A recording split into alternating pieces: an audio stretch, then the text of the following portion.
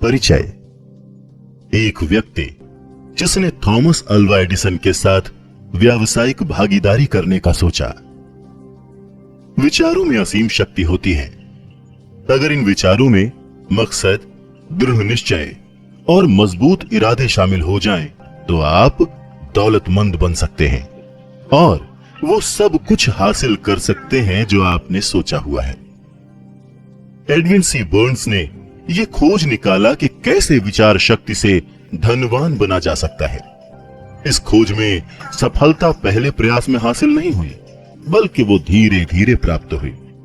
इस महान रहस्य की खोज की शुरुआत बर्न्स की उस चाहत से हुई जो उसे महान एडिसन का बिजनेस पार्टनर बनाने के लिए जिद पर अड़े थे।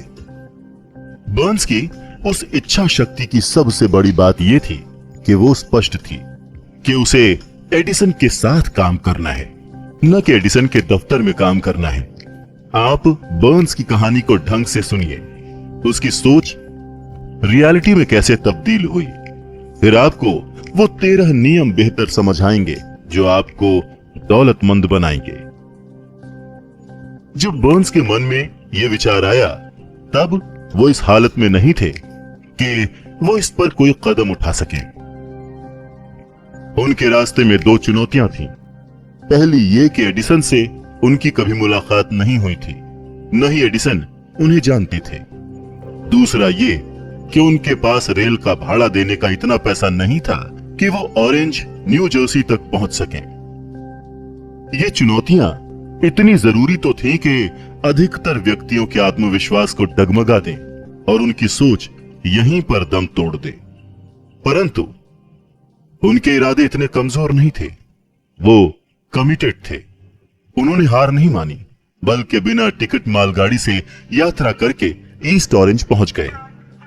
उन्होंने एडिसन की लेबोरेटरी में खुद का इंट्रोडक्शन दिया और कहा कि वो इस इन्वेंटर के साथ बिजनेस करने आए हुए हैं। काफी समय के बाद एडिसन ने उस पहली मुलाकात का खुलासा कुछ इस प्रकार किया था। वो मेरे सामने एक नॉर्मल टूरिस्ट की तरह खड़ा था, परंतु उसके चेहरे का तेज देखकर यह पता चल गया था कि वो जिस वजह से यहां आया है उसके लिए वो कमिटेड है। इतने सालों के अनुभव में मुझे यह ज्ञान हो गया था कि अगर किसी चीज को दिल से चाहो तो सारी कायनात तुम्हें उससे मिलाने की कोशिश में जुट जाती है। मैंने भी उसके मजबूत इरादों को भांप कर उसे एक मौका दे दिया था और उसने इस बात को पूरी तरह से दिमाग में बिठा लिया था कि उसे इस सफलता को पाकर ही रहना है। धीरे धीरे उसके कामों ने यह सिद्ध कर दिया कि मैंने उसको मौका देकर कोई गलती नहीं की थी।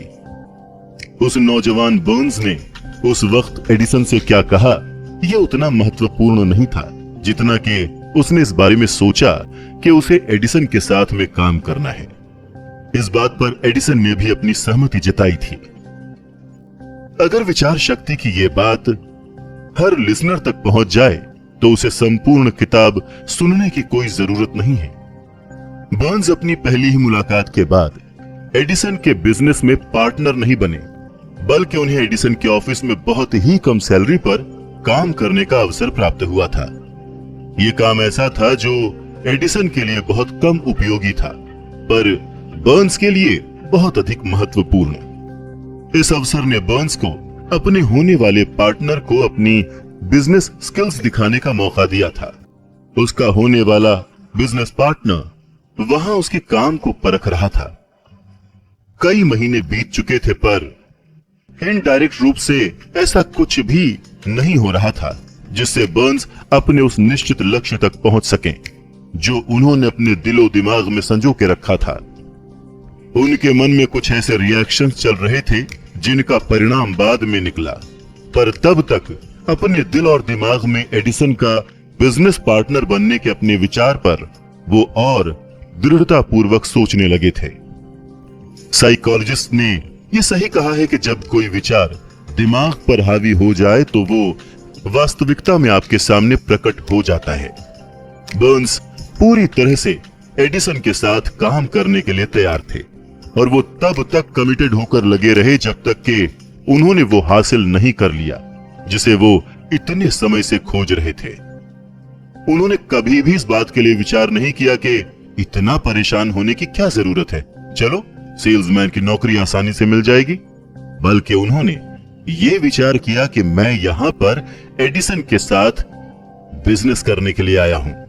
मैं तब तक पीछे नहीं हटूंगा जब तक कि मैं इस मकसद में जीत नहीं जाता हूं, चाहे बची हुई सारी जिंदगी यहीं पर गुजारनी पड़े। ये सच ही है कि अगर आप एक मकसद को लेकर पूरी जिंदगी जीते हैं तो आप एक अलग ही कहानी लिख सकते हैं। शायद उस समय बर्न्स को ये बात ना पता रही हो, पर उनकी मजबूत इच्छा शक्ति और कमिटमेंट ने बड़ी से बड़ी मुश्किलों को पार करके वो अवसर दिला दिया जिसकी वो तलाश कर रहे थे। अवसरों की एक खास बात होती है, ये बिल्कुल अलग अंदाज में हमारे सामने आते हैं। सिर्फ इतना ही नहीं, जैसा आपने सोचा होता है उससे बिल्कुल अलग दिशा से भी ये अवसर आ रहे होते हैं। ऐसा कह सकते हैं कि अवसरों की ये चालाकी होती है कि वो पिछले दरवाजे से आते हैं और कई दफा तो दुर्भाग्य तथा क्षण भर के हार के रूप में भी सामने आ जाते हैं।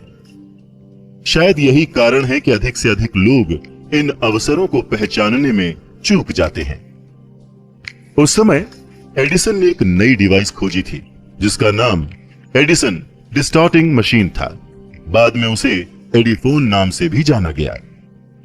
एडिसन के सेल्समैन उस मशीन के लिए अधिक एक्साइटेड नहीं थे। उन्हें ऐसा लग रहा था कि इसे बेचने के लिए उन्हें कुछ ज्यादा ही मेहनत करनी पड़ेगी। बर्न्स को बस इसी मौके की तलाश थी।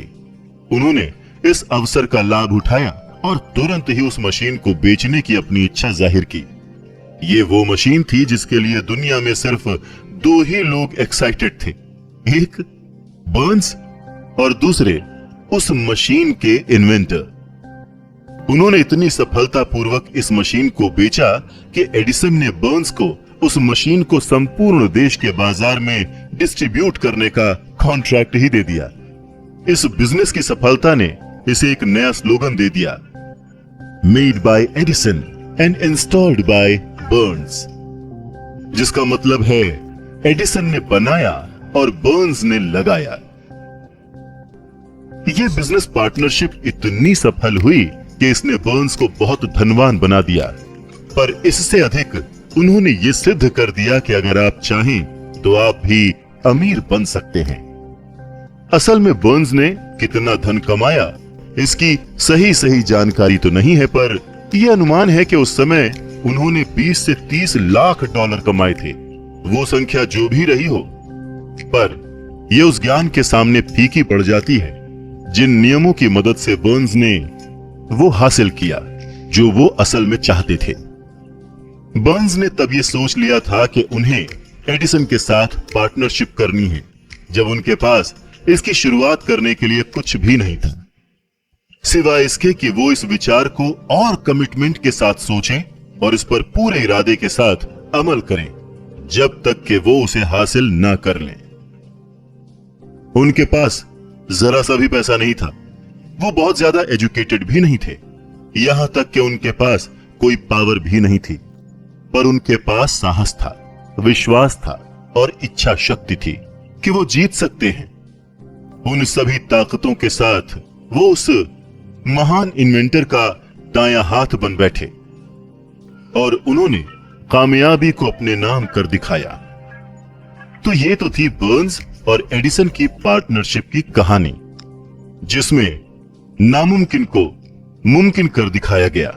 आप सुन रहे हैं थिंक एंड ग्रो रिच की ऑडियो बुक। चलिए अब उस आदमी की कहानी सुनते हैं जिसके पास अमीर बनने के कई अवसर थे, पर उसने अपने लक्ष्य से मात्र 3 फीट की दूरी पर काम करना बंद कर दिया। सोना सिर्फ 3 फीट दूर था।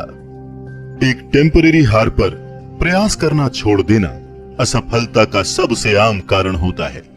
हर किसी को कभी न कभी इस गलती का एहसास जरूर होता है। आयु डर्बी, जो बाद में देश के सफलतम बीमा एजेंट बने, वो अपने अंकल की ये कहानी बताते हैं कि उस समय सोना यानी कि गोल्ड के पीछे लोग पागल थे। तब उनके अंकल को भी दूसरे आदमियों की तरह गोल्ड का भूत सवार हो गया था और वो पश्चिम की तरफ सोना खोजने और अमीर बनने निकले। उन्होंने कभी ये नहीं सुना था कि दिमाग सबसे बड़े सोने का निर्माता है, न कि जमीन। वो खुदाई करने के लिए निकल पड़े। बेशक ये मुश्किल था, पर गोल्ड की उनकी भूख निश्चित थी। कई हफ्तों की मजदूरी के बाद उन्हें चमचमाता हुआ ओह प्राप्त हुआ। उन्हें इस ओह को बाहर निकालने के लिए मशीन की जरूरत पड़ी, जिसके लिए वो तुरंत अपने घर विलियम्सबर्ग, मैरीलैंड वापस आ गए। अपने रिश्तेदारों और पड़ोसियों को इस सफलता के बारे में समझाया। उनकी बातों ने सबको अट्रैक्ट कर लिया था और सभी ने मिलकर पैसा इकट्ठा किया और उस मशीन को खरीदकर उसी खान में भेज दिया। डर्बी और उसके अंकल फिर से उसी खान में काम करने पहुंच गए। जब उस चमचमाती धातु की पहली खेप गलाने और शुद्धिकरण के लिए भेजी गई, तो उसका परिणाम देखकर उन्हें इस बात का विश्वास हो गया कि कोलोराडो की सबसे बड़ी खान उनके पास ही है। उनकी उम्मीदें तूफान की तरह दिन प्रतिदिन बढ़ती जा रही थी।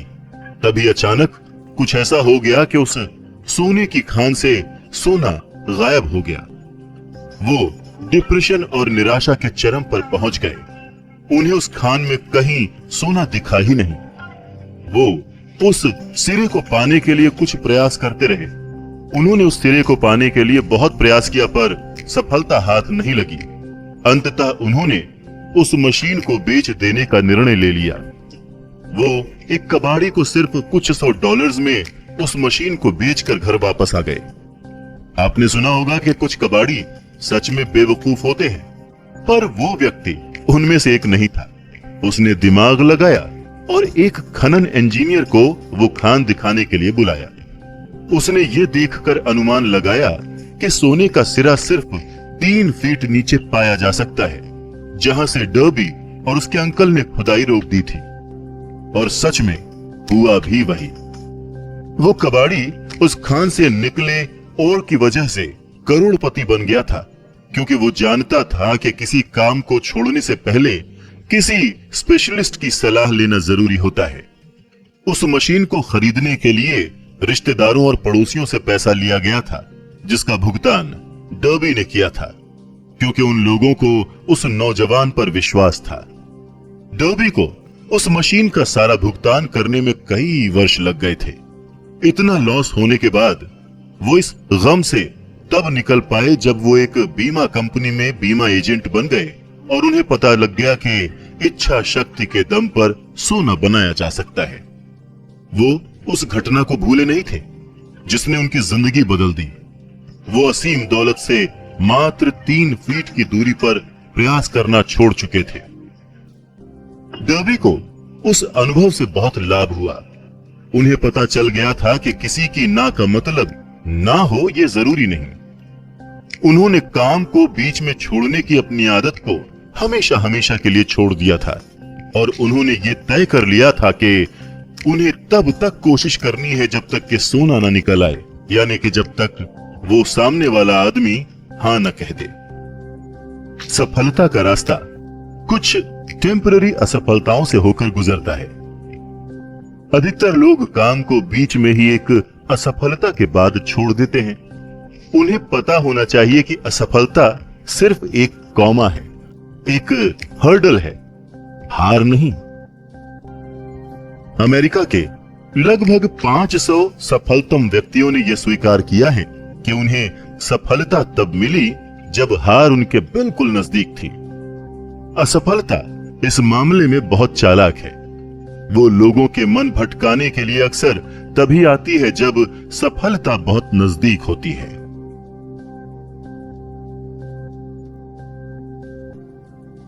दृढ़ता का 50 सेंट पाठ।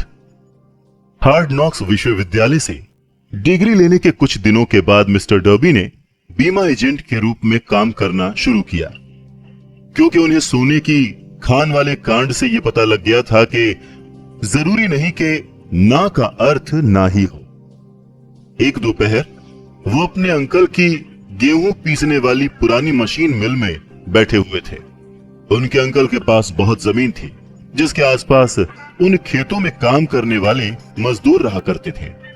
डर्बी को बैठे हुए कुछ देर ही हुआ था कि तभी धीरे से दरवाजा खुला और एक मजदूर की छोटी सी बच्ची अंदर घुस आई और दरवाजे के ठीक बगल में खड़ी हो गई। अंकल ने उसकी ओर देखा और बड़ी ही तेज गुर्राते हुए बोले, तुझे क्या चाहिए? उस बच्ची ने बड़ी मासूमियत से जवाब दिया, मेरी मम्मी ने अपने 50 सेंट मंगवाए हैं। मैं नहीं दूंगा, अंकल ने चिल्लाते हुए जोड़ा। दफा हो जाओ यहां से। ठीक है, उस लड़की ने जवाब दिया, पर वो कहीं नहीं गई। फिर अंकल अपने काम में लग गए। वो काम में इतना ज्यादा बिजी हो गए कि उन्हें पता ही नहीं चला कि वो लड़की अभी भी वहीं खड़ी थी। कुछ देर के बाद जब उन्होंने पलट कर देखा तो उस बच्ची को वहीं पर खड़ा पाया। वो फिर चिल्लाए, जाते हो यहां से या फिर मैं भगाऊं? उस लड़की ने फिर से वही जवाब दिया, ठीक है, पर वो उस जगह से हिली तक नहीं। अंकल अनाज की बोरी को मिल में डालने जा रहे थे, पर उन्होंने उसे रख कर एक लोहे का डंडा उठाया और उसे लेकर ऐसा भयानक चेहरा बनाकर चल दिए जैसे कि आज उसे मार ही डालेंगे। डर्बी की सांसें रुक गई थीं। उन्हें ऐसा महसूस हुआ जैसे कि वो आज अपने सामने एक बच्ची की हत्या देखने जा रहे हैं। उन्हें पता था कि उनके अंकल बड़े गुस्सैल और निर्दयी व्यक्ति हैं। जैसे ही अंकल उस बच्ची के नजदीक पहुंचे, वो लड़की अपनी जगह से एक कदम आगे बढ़ाई और अंकल की नजरों से नजरें मिलाते हुए बोली कि वो पैसे मेरी मम्मी के हैं, उन्हें दे दो। अंकल वहीं पर रुक गए। उस बच्ची को 1 मिनट तक घूरते रहे, फिर धीरे से उस रॉड को नीचे जमीन पर फेंक दिया और अपनी जेब में हाथ डालते हुए आधा $1 निकालकर उस बच्ची को पकड़ा दिया। उस बच्ची ने वो पैसा लिया और बिना नजर हटाए जाने लगी। उसके जाने के बाद अंकल एक बॉक्स नुमा चबूतरे के ऊपर बैठ गए और खिड़की से आसमान की तरफ 10 मिनट तक निहारते रहे और शायद इस घटना के बारे में सोचते रहे। मिस्टर डर्बी भी यही सोच रहे थे। उन्होंने पहली बार ऐसा देखा था कि खेतों में काम करने वाले किसान की बेटी ने अपने से बहुत बड़े और ऊंचे व्यक्ति का इतनी दृढ़ता या फिर साहस के साथ सामना किया। आखिर उसने ऐसा क्या कर दिया कि उनके अंकल का सूर्य के समान क्रोध चंद्रमा के समान शांत हो गया था? इस बच्ची के पास आखिर ऐसा कौन सा जादू था जो उसने इतने बड़े आदमी पर चला दिया? डर्बी का दिमाग इन्हीं सवालों के चारों तरफ घूम रहा था, पर उन्हें कोई ठीक ठीक जवाब मिल नहीं रहा था। जानते हैं, डर्बी ने उस असामान्य घटना के बारे में लेखक को उसी पुरानी मिल में ले जाकर बताया था, ठीक उसी जगह पर जहां उसके अंकल बैठकर खिड़की के बाहर झांकते हुए आसमान की तरफ देख रहे थे। हम लोग उसी पुरानी मिल में खड़े थे जो अब किसी काम की नहीं रह गई थी, और डर्बी फिर से उसी को दोहराते हुए प्रश्न कर बैठे कि आखिर उस बच्ची के पास ऐसी कौन सी विचित्र शक्ति थी जिसने मेरे अंकल के इरादों को एकदम से बदल दिया। इस सवाल का जवाब इसी किताब में एक सिद्धांत के रूप में बताया गया है। इसका जवाब डिटेल में और पूरी तरह से देने की कोशिश की गई है। इस सिद्धांत में पूरी जानकारी है जिसको ठीक उस बच्चे की तरह कोई भी आदमी अमल में ला सकता है।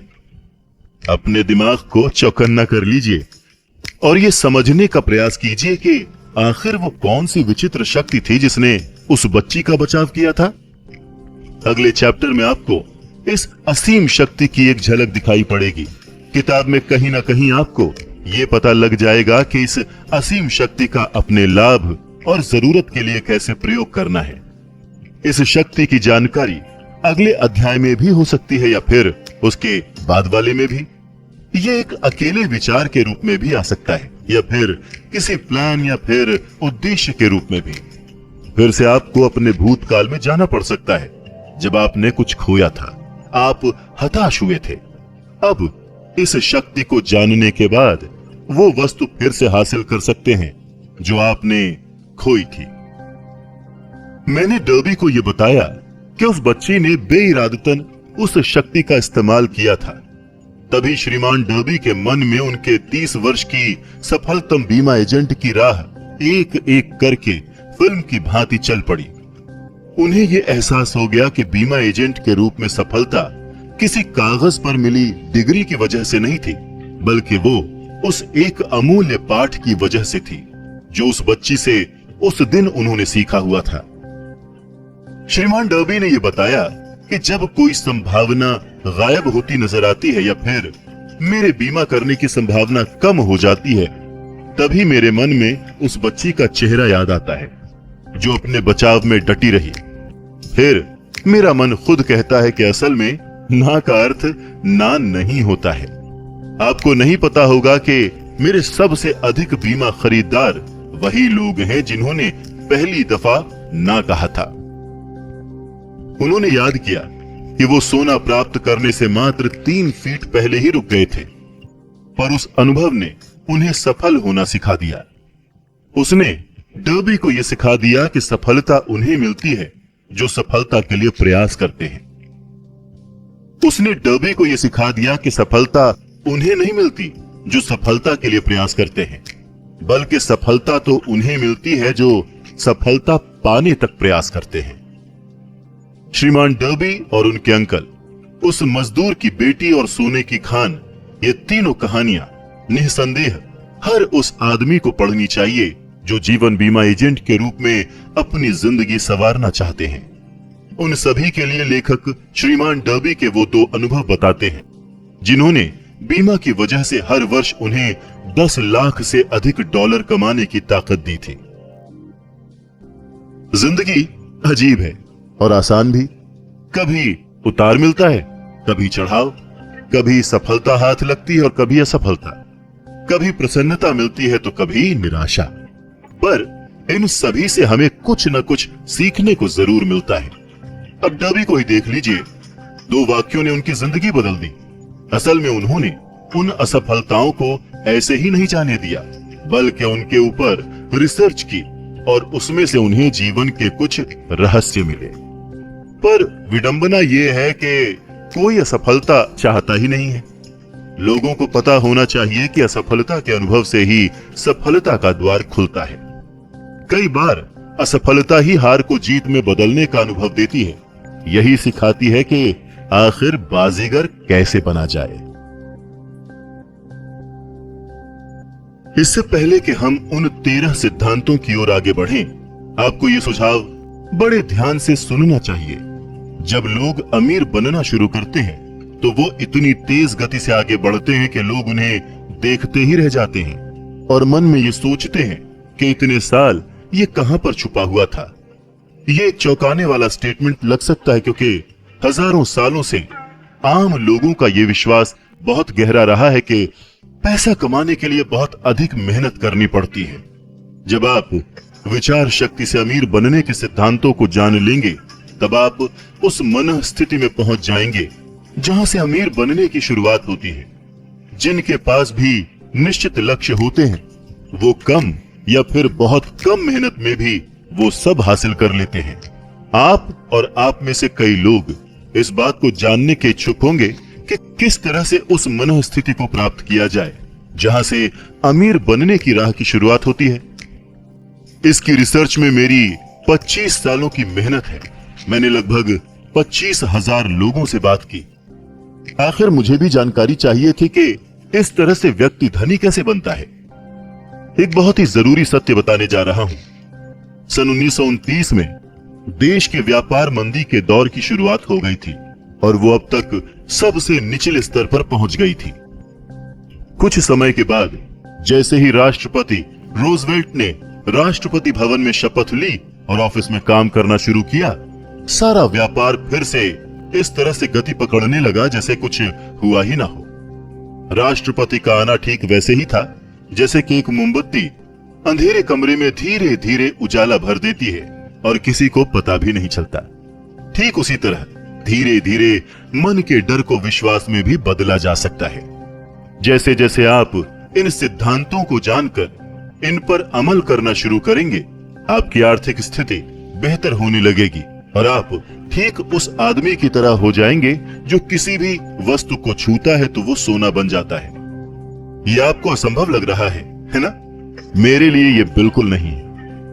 हम इंसानों की ये कमजोरी है कि एक आम इंसान असंभव शब्द को बहुत तवज्जो देता है वो इस बात को पूरी तरह से मन में स्वीकार कर चुका है कि हर सिद्धांत सभी के लिए लागू नहीं होते, हर काम हर कोई नहीं कर सकता।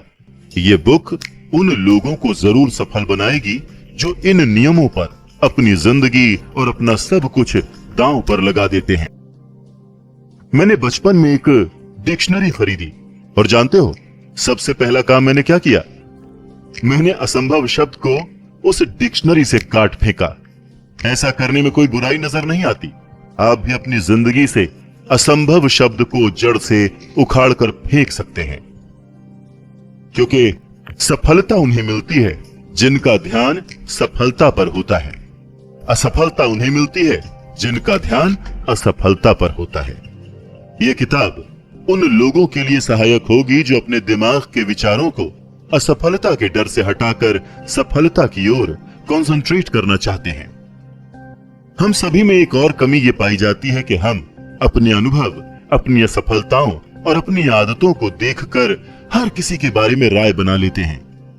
कुछ लोग इस किताब को सुनते हुए कह सकते हैं कि अमीर बनने का कोई सिद्धांत नहीं है, क्योंकि वो इस बात को जानते ही नहीं है कि अमीर लोगों की मनःस्थिति क्या होती है। आखिर उनकी पूरी जिंदगी गरीबी, कंजूसी और असफलताओं में गुजरी है। लाखों लोग हेनरी फोर्ड की सफलता को मात्र संयोग या फिर भाग्य मानते हैं, पर ऐसा नहीं है। हजारों व्यक्तियों में से सिर्फ एक व्यक्ति को ही हेनरी फोर्ड की सफलता का रहस्य पता होता है, और वो लोग इस तरह की बात कहने की गलती नहीं करते। मैं आपको हेनरी फोर्ड का एक वाक्य बताता हूं जो इस रहस्य को पूरी तरह से रिवील कर देगा। जब फोर्ड ने उस प्रसिद्ध 8 मोटर का निर्माण करने के बारे में सोचा था, तो उन्होंने एक ऐसा इंजन बनाने के लिए तय किया था जिसके एक ब्लॉक में 8 सिलेंडर हों। यह डिजाइन पेपर पर तो बन गया, पर जब इसे प्रैक्टिकली एक इंजन का रूप देने की बारी आई तो सभी इंजीनियर्स ने हाथ खड़े कर दिए। उन इंजीनियर्स का मानना था कि ब्लॉक में 8 सिलेंडर रखकर यह इंजन बनाया ही नहीं जा सकता। फोर्ड ने कहा कि मुझे किसी भी तरह से यह इंजन चाहिए। एक साथ सारे इंजीनियर्स बोल पड़े कि यह तो असंभव है। फोर्ड ने आज्ञा दी और कहा, आप काम करना शुरू कीजिए, चाहे जितना वक्त लग जाए, आप तब तक लगे रहिए जब तक कि सफलता हाथ न लग जाए। इंजीनियरों ने काम शुरू कर दिया। 6 महीने बीत गए पर कुछ भी हाथ नहीं लगा। 6 महीने बीत गए पर अभी भी कुछ हासिल नहीं हुआ। इंजीनियर्स ने हर वो पैतरा अपना लिया था जो वो कर सकते थे, पर सफलता उनसे कोसों दूर थी। लेकिन यहां पर एक गौर करने वाली बात यह है कि 1 साल बाद भी सफलता कोसों दूर थी, पर अब संभव नहीं रह गई थी। साल के अंत में फोर्ड ने सभी इंजीनियरों को फिर से बुलाया और कार्य की प्रगति पर पूछा। इस बार फिर से सभी इंजीनियरों ने एक साथ जवाब दिया कि हमें प्रोजेक्ट को जारी रखने का कोई रास्ता नहीं मिल रहा है। जाइए, फिर से काम पर लग जाइए, फोर्ड ने आज्ञा दी। हर हाल में मुझे ये इंजन चाहिए और मुझे विश्वास है कि आप इसमें सफल हो जाएंगे। वो सारे फिर से काम पर लग गए। अब जादू चल गया था, क्योंकि फोर्ड ने इस रहस्य को पहचाना था। आखिर फोर्ड की दृढ़ता एक बार फिर से जीत गई। फोर्ड ने सिद्ध कर दिया कि असंभव और दृढ़ता में जीत दृढ़ निश्चय की ही होती है। अब आपको भी फोर्ड की सफलता का रहस्य पता चल गया है। अब आप भी करोड़ों रुपए कमा सकते हैं। हेनरी फोर्ड इसीलिए सफल है क्योंकि उन्होंने सफलता के सिद्धांतों को समझा और उन पर अमल किया। उनमें से एक है किसी वस्तु को पाने की इच्छा। अगर आप फोर्ड की कहानी पढ़कर उन सिद्धांतों पर अमल करते हैं तो आप भी उसी सफलतम पायदान पर पहुंच सकते हैं जहां पर फोर्ड ने अपना झंडा गाड़ा था। हेनरी फोर्ड का 20वीं सदी के अंत में ठीक वही स्थान है जो इस समय बिल गेट्स का है। फोर्ड ने उस समय ऐसी कार बनाकर ट्रांसपोर्टेशन सेक्टर में क्रांति ला दी जिससे कि हर किसी के पास अपनी खुद की कार हो। ठीक वही क्रांति बिल गेट्स ने भी तो कंप्यूटर इंडस्ट्री में सॉफ्टवेयर डिजाइन करके फैलाई है। अब कंप्यूटर सिर्फ तकनीकी से जुड़े व्यक्तियों के लिए नहीं रह गया है। अब ये हर किसी के ऑफिस की जरूरत हो गया है। स्कूल्स में भी पहुंच गया है। इतना ही नहीं, सबके घरों में अपने अपने निजी लैपटॉप्स या फिर कंप्यूटर हो गए हैं। ठीक हेनरी फोर्ड की तरह बिल गेट्स ने भी तो करोड़ों डॉलर्स की संपत्ति कमाई है। उन्होंने कंप्यूटर में प्रोग्रामिंग की शुरुआत मात्र 13 साल की उम्र में शुरू कर दी थी।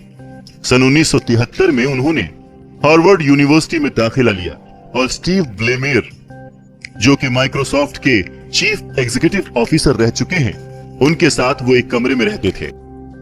हार्वर्ड में पढ़ते हुए बिल गेट्स ने सबसे पहले माइक्रो कंप्यूटर के लिए एक प्रोग्रामिंग लैंग्वेज बेसिक की खोज की। गेट्स इस तरह से अपने सपनों को पूरा करने में लग गए कि उन्होंने हार्वर्ड यूनिवर्सिटी को छोड़ दिया। अब वो पूरी ऊर्जा अपने सपनों को पूरा करने में लगाने लगे। इससे कुछ समय पहले ही उनके बचपन के मित्र पॉल एलन के साथ उन्होंने अपनी कंपनी शुरू की थी, जिसका नाम माइक्रोसॉफ्ट था। इस माइक्रोसॉफ्ट ने उनके सपनों में पहिए लगाए। उनका मानना था कि कंप्यूटर हर ऑफिस, हर स्कूल और हर घर की जरूरत बन सकता है। उनका यही निश्चित उद्देश्य माइक्रोसॉफ्ट की सफलता का मुख्य कारण बना।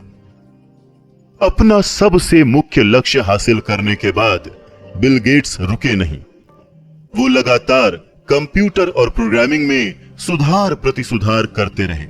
सबसे खास बात यह कि उन्होंने सिर्फ प्रोग्रामिंग के क्षेत्र में ही काम नहीं किया, बल्कि वो विश्व की सबसे बड़ी दान पुण्य की संस्था भी चलाते हैं, जिसमें उनकी सहायक उनकी पत्नी मिलिंडा है। आप अपने भाग्य के विधाता हो और अपने मन के राजा। जब अंग्रेजी कवि W.C. हेनले ने लिखा था, मैं ही अपने भाग्य का विधाता हूं और अपने मन का राजा, उन्हें उसी समय हमें यह कहकर बताना चाहिए था कि हम ही अपने भाग्य के निर्माण करने वाले हैं और अपने मन का संचालन करने वाले, क्योंकि हमारे पास ऐसी शक्ति है जिससे हम अपने विचारों पर काबू पा सकते हैं। उन्हें यह भी बताना चाहिए कि ये व्योम, पृथ्वी, चंद्रमा और इस पृथ्वी में रह रहे जीव जंतु या फिर चल रहे हम लोग सभी वस्तुएं ऊर्जा हैं, जो सबसे बड़ी ऊर्जा क्षेत्र से बंधी हुई है, जिसे हम असीम शक्ति कह सकते हैं। तो वो असीम शक्ति हमारे दिमाग में चल रहे विचारों से प्रभावित होती है और जो हम सोचते हैं उसे हमारी जिंदगी में वास्तविक रूप में अवतरित करती है। अगर कवि ने इस सत्य का ज्ञान उस समय करा दिया होता तो हमें पता चल जाता कि हम अपने भाग्य के विधाता और मन के राजा क्यों हैं। उन्हें यह जोर देकर बताना चाहिए था कि ब्रह्मांड की असीम शक्ति इस बात को नहीं जानती कि आप जो सोच रहे हैं वो अच्छा है या बुरा। वो उन विचारों को वास्तविकता में लाती है जो आप सोच रहे हैं। इससे उसे कोई लेना देना नहीं है कि वो आपके लिए बुरा है या फिर अच्छा। उन्हें यह भी बताना चाहिए था कि हमारे मन में जब कोई विचार हावी हो जाता है तो वो एक चुंबक की भांति काम करने लगता है और अपने मन से समान परिस्थितियों, व्यक्तियों और वस्तुओं को अपनी ओर चुंबक की भांति आकर्षित करता है। उन्हें बताना चाहिए था कि इससे पहले कि हम अमीर बने, हमारे मन को चुंबक की भांति काम करना शुरू कर देना चाहिए। यह तभी संभव है जब हमारे मन में अमीर बनने का विचार पूरी तरह से हावी हो जाए और हमारा मन सिर्फ अमीर बनने के बारे में सोचने लगे। तभी हमारे प्लान्स निश्चित रूप से सफल हो पाएंगे। जैसा कि हेनली कवि थे, न कि दार्शनिक, इसी वजह से वो अपनी बात को सिर्फ कविता के अंदाज में कह पाए। उनका अनुसरण करने वाले कुछ समझ पाए और कुछ नहीं। धीरे धीरे समय बीतता गया और इस अटल सत्य से पर्दा उठने लगा। इस किताब में उन्हीं सब सिद्धांतों का वर्णन है। स्टीवन स्पीलबर्ग एक और इंसान जिन्होंने हम अपने भाग्य के विधाता हैं, इस कथन को, इस वाक्य को सही सिद्ध करके एक नई मिसाल कायम की, जो फास्ट फिल्मों के ऑल टाइम महान डायरेक्टर साबित हुए। उन्होंने बचपन से ही फिल्म निर्देशन करने का सपना संजो लिया था। एक खास बात यह थी कि उन्होंने अपने सपने को मरने नहीं दिया और बचपन से ही एक पुराने कैमरे से शौकिया तौर पर फिल्में बनाने लगे। स्पीलबर्ग को यूनिवर्सल स्टूडियो की तरफ से मौका किस तरह मिला, इसकी भी बड़ी ही विचित्र कहानी है। एक गाड़ी में बैठकर विजिटर्स को यूनिवर्सल स्टूडियो का पूरा चक्कर घुमाया जाता था। स्पीलबर्ग उसी गाड़ी में छुपकर दो साउंड के बीच में बैठ जाते थे और पूरा चक्कर लगाकर वापस आते थे। जब वो वापस गेट के पास आ जाते तो उनकी आदत थी कि पहरेदार से 2-4 गप्पे जरूर लड़ा लिया करते थे। ऐसे करते हुए दिन बीतते गए और वो लगातार 3 महीनों तक स्टूडियोज जाते रहे। जाते समय पहरेदार से हाथ मिलाकर सलाम करते और वापस आते समय हाथ हिलाकर विदा हो जाते। वो हमेशा एक कोट पहनते थे और हाथ में एक सूटकेस लिए हुए होते थे, जिससे पहरेदारों को यह महसूस हो कि वो गर्मियों की क्लास लेने वाले छात्र हैं। अब तक उन्होंने कुछ डायरेक्टर्स, लेखकों और एडिटर्स से पहचान बना ली थी। यहाँ तक कि उस बिल्डिंग में एक खाली कमरा मिलने पर उन्होंने अपना नाम चस्पा कर दिया और वहां पर बैठने लगे। इसी तरह से एक दिन उनकी वहां के उस समय प्रोडक्शन हेड सिड शीमबर्ग से मुलाकात हो गई। उन्होंने शीमबर्ग को कॉलेज के टाइम पर बनाई हुई अपनी फिल्म दिखाई। शीमबर्ग उस फिल्म को देखकर इतना प्रभावित हुए कि उन्होंने उस नौजवान को स्टूडियो के लिए कॉन्ट्रैक्ट में साइन कर लिया। उनकी पहली फिल्म द शुगरलैंड एक्सप्रेस ने बॉक्स ऑफिस पर अधिक बिजनेस तो नहीं किया, पर इसे क्रिटिक्स का बहुत प्यार मिला। यहाँ तक कि कांस फिल्म फेस्टिवल में इस फिल्म को कई पुरस्कार भी मिले। उनको सबसे बड़ा ब्रेक तब मिला जब कहीं से उन्हें जॉज किताब मिली। स्टूडियो उस पर फिल्म बनाने को तैयार था और उसके लिए उन्हें एक बेहतरीन डायरेक्टर भी मिल गया था। स्पीलबर्ग ये फिल्म खुद बनाना चाहते थे, इसके लिए प्रतिबद्ध थे। जबकि उनकी पिछली फिल्म द शुगरलैंड एक्सप्रेस ने कोई खास व्यवसाय नहीं किया था, उनका आत्मविश्वास डगमगाया नहीं था। उन्होंने प्रोड्यूसर्स से अपनी बात रखी और उस निर्देशक को हटाकर उन्हें फिल्म देने की मांग की। यह कोई आसान काम नहीं था। शुरू से ही कुछ कठिनाइयां थी। प्रोडक्शन कंगाली के दौर से गुजर रहा था। खैर, जब सन 1975 में जॉज फिल्म रिलीज हुई तो इसे दोहरी सफलता मिली। इसने बॉक्स ऑफिस के सारे रिकॉर्ड्स तोड़ डाले और क्रिटिक्स का बहुत प्यार पाया। रिलीज होने के 1 महीने में ही इस फिल्म ने बॉक्स ऑफिस में $10 करोड़ की कमाई कर डाली थी, जो उस समय की सबसे अधिक कमाई करने वाली फिल्म बन गई थी। उसके बाद स्पीलबर्ग ने कई फिल्मों का डायरेक्शन किया। उनमें इंडियाना जोन्स सीरीज, पुरस्कृत द कलर पर्पल और अंपायर ऑफ द सन शामिल है। कुछ समय पश्चात स्पीलबर्ग ने जुरासिक पार्क नामक फिल्म डायरेक्ट की, जो उस समय के इतिहास की सबसे सफल फिल्म थी। ये स्पीलबर्ग की तीसरी फिल्म थी जिसने सारे रिकॉर्ड्स तोड़े थे। इसने $1 करोड़ से अधिक की कमाई की थी। स्पीलबर्ग यहीं नहीं रुके, वो अपने सपनों को लगातार पूरा करने की तरफ बढ़ते गए। उन्होंने और हॉलीवुड के 2 और लोगों ने अपना एक प्रोडक्शन हाउस खोल लिया जिसका नाम ड्रीम वर्क्स था। तो ये तो थी स्पीलबर्ग की कहानी। अब हम सबसे पहले सिद्धांत को सुनने की ओर बढ़ रहे हैं, तो अपना दिमाग खुला रखिए। आपको याद रहे कि यह सिद्धांत किसी एक आदमी की जिंदगी से नहीं बनाया गया है, बल्कि 500 ऐसे अमीरों के अनुभवों से बनाया गया है जो गरीबी में पले बढ़े और जिन्हें अधिक शिक्षा भी उपलब्ध नहीं हो पाई, फिर भी उन्होंने विश्व में अपना परचम फहराया। यह नियम बहुत कठिन नहीं है, बहुत ही आसान है। हमें पता है कि आप अमल में ला सकते हैं। इससे पहले कि हम अगले चैप्टर की तरफ बढ़े, मैं आपको बताना चाहूंगा कि इसमें 2 ऐसे लोगों की जिंदगियों की कहानी है जिन्होंने अपनी जिंदगी में बड़े ही अमेजिंग बदलाव किए। मैं आपको यह भी बता दूं कि ये दोनों ही व्यक्ति मेरे बहुत ही करीब हैं। एक मेरा ऐसा करीबी दोस्त है जिसे मैं 25 सालों से जानता हूं और दूसरा मेरा बेटा है। इन 2 लोगों की शौक कर देने वाली सफलता में अगले चैप्टर में बताए गए सिद्धांत का बहुत ही बड़ा योगदान रहा है। इच्छा शक्ति, सफलता की ओर पहला कदम, दौलतमंद बनने की ओर पहला कदम। जब एडविन सी बर्न्स उस ऑरेंज न्यू जर्सी में मालगाड़ी से उतरे तो उनके दिमाग में यह कतई नहीं आया कि वो सिर्फ एक आगंतुक हैं, बल्कि वो एक राजा की तरह महसूस कर रहे थे। जब उन्होंने थॉमस अल्वा एडिसन के दफ्तर की ओर रुख किया तो उनका मन काम पर लग गया था। उन्होंने मन ही मन खुद को एडिसन के सामने खड़ा पाया उन्होंने ये पाया कि एडिसन उन्हें जिंदगी भर का जुनून एवं चाहत पूरा करने के लिए अपने साथ काम करने का मौका दे रहे हैं। बर्न्स की चाहत सिर्फ एक उम्मीद नहीं थी, न ही सिर्फ एक साधारण सी इच्छा थी, बल्कि वो इससे भी कहीं ज्यादा थी। ये एक उज्जवल चाहत थी जिसके लिए वो कुछ भी कर गुजरने को तैयार थे। सबसे बड़ी बात यह थी कि उन्होंने मन में यह निश्चय कर लिया था कि उन्हें ये हासिल करना ही है। मतलब उनकी चाहत निश्चित थी, उनका उद्देश्य दृढ़ था। जब वो एडिसन से मिले तो ये चाहत बर्न्स के लिए नई नहीं थी, बल्कि ये उनके मन में लंबे समय से सबसे अधिक हावी इच्छा थी। हो सकता है कि शुरुआत में ये चाहत सिर्फ एक इच्छा ही रही हो, पर जब वो एडिसन के सामने खड़े हुए तो वो सिर्फ एक इच्छा मात्र नहीं थी, बल्कि उससे भी कहीं मजबूत थी, कहीं दृढ़ थी। कुछ वर्षों बाद वो फिर से उसी दफ्तर में एडिसन के सामने खड़े हुए जहां वो पहली बार मिले थे।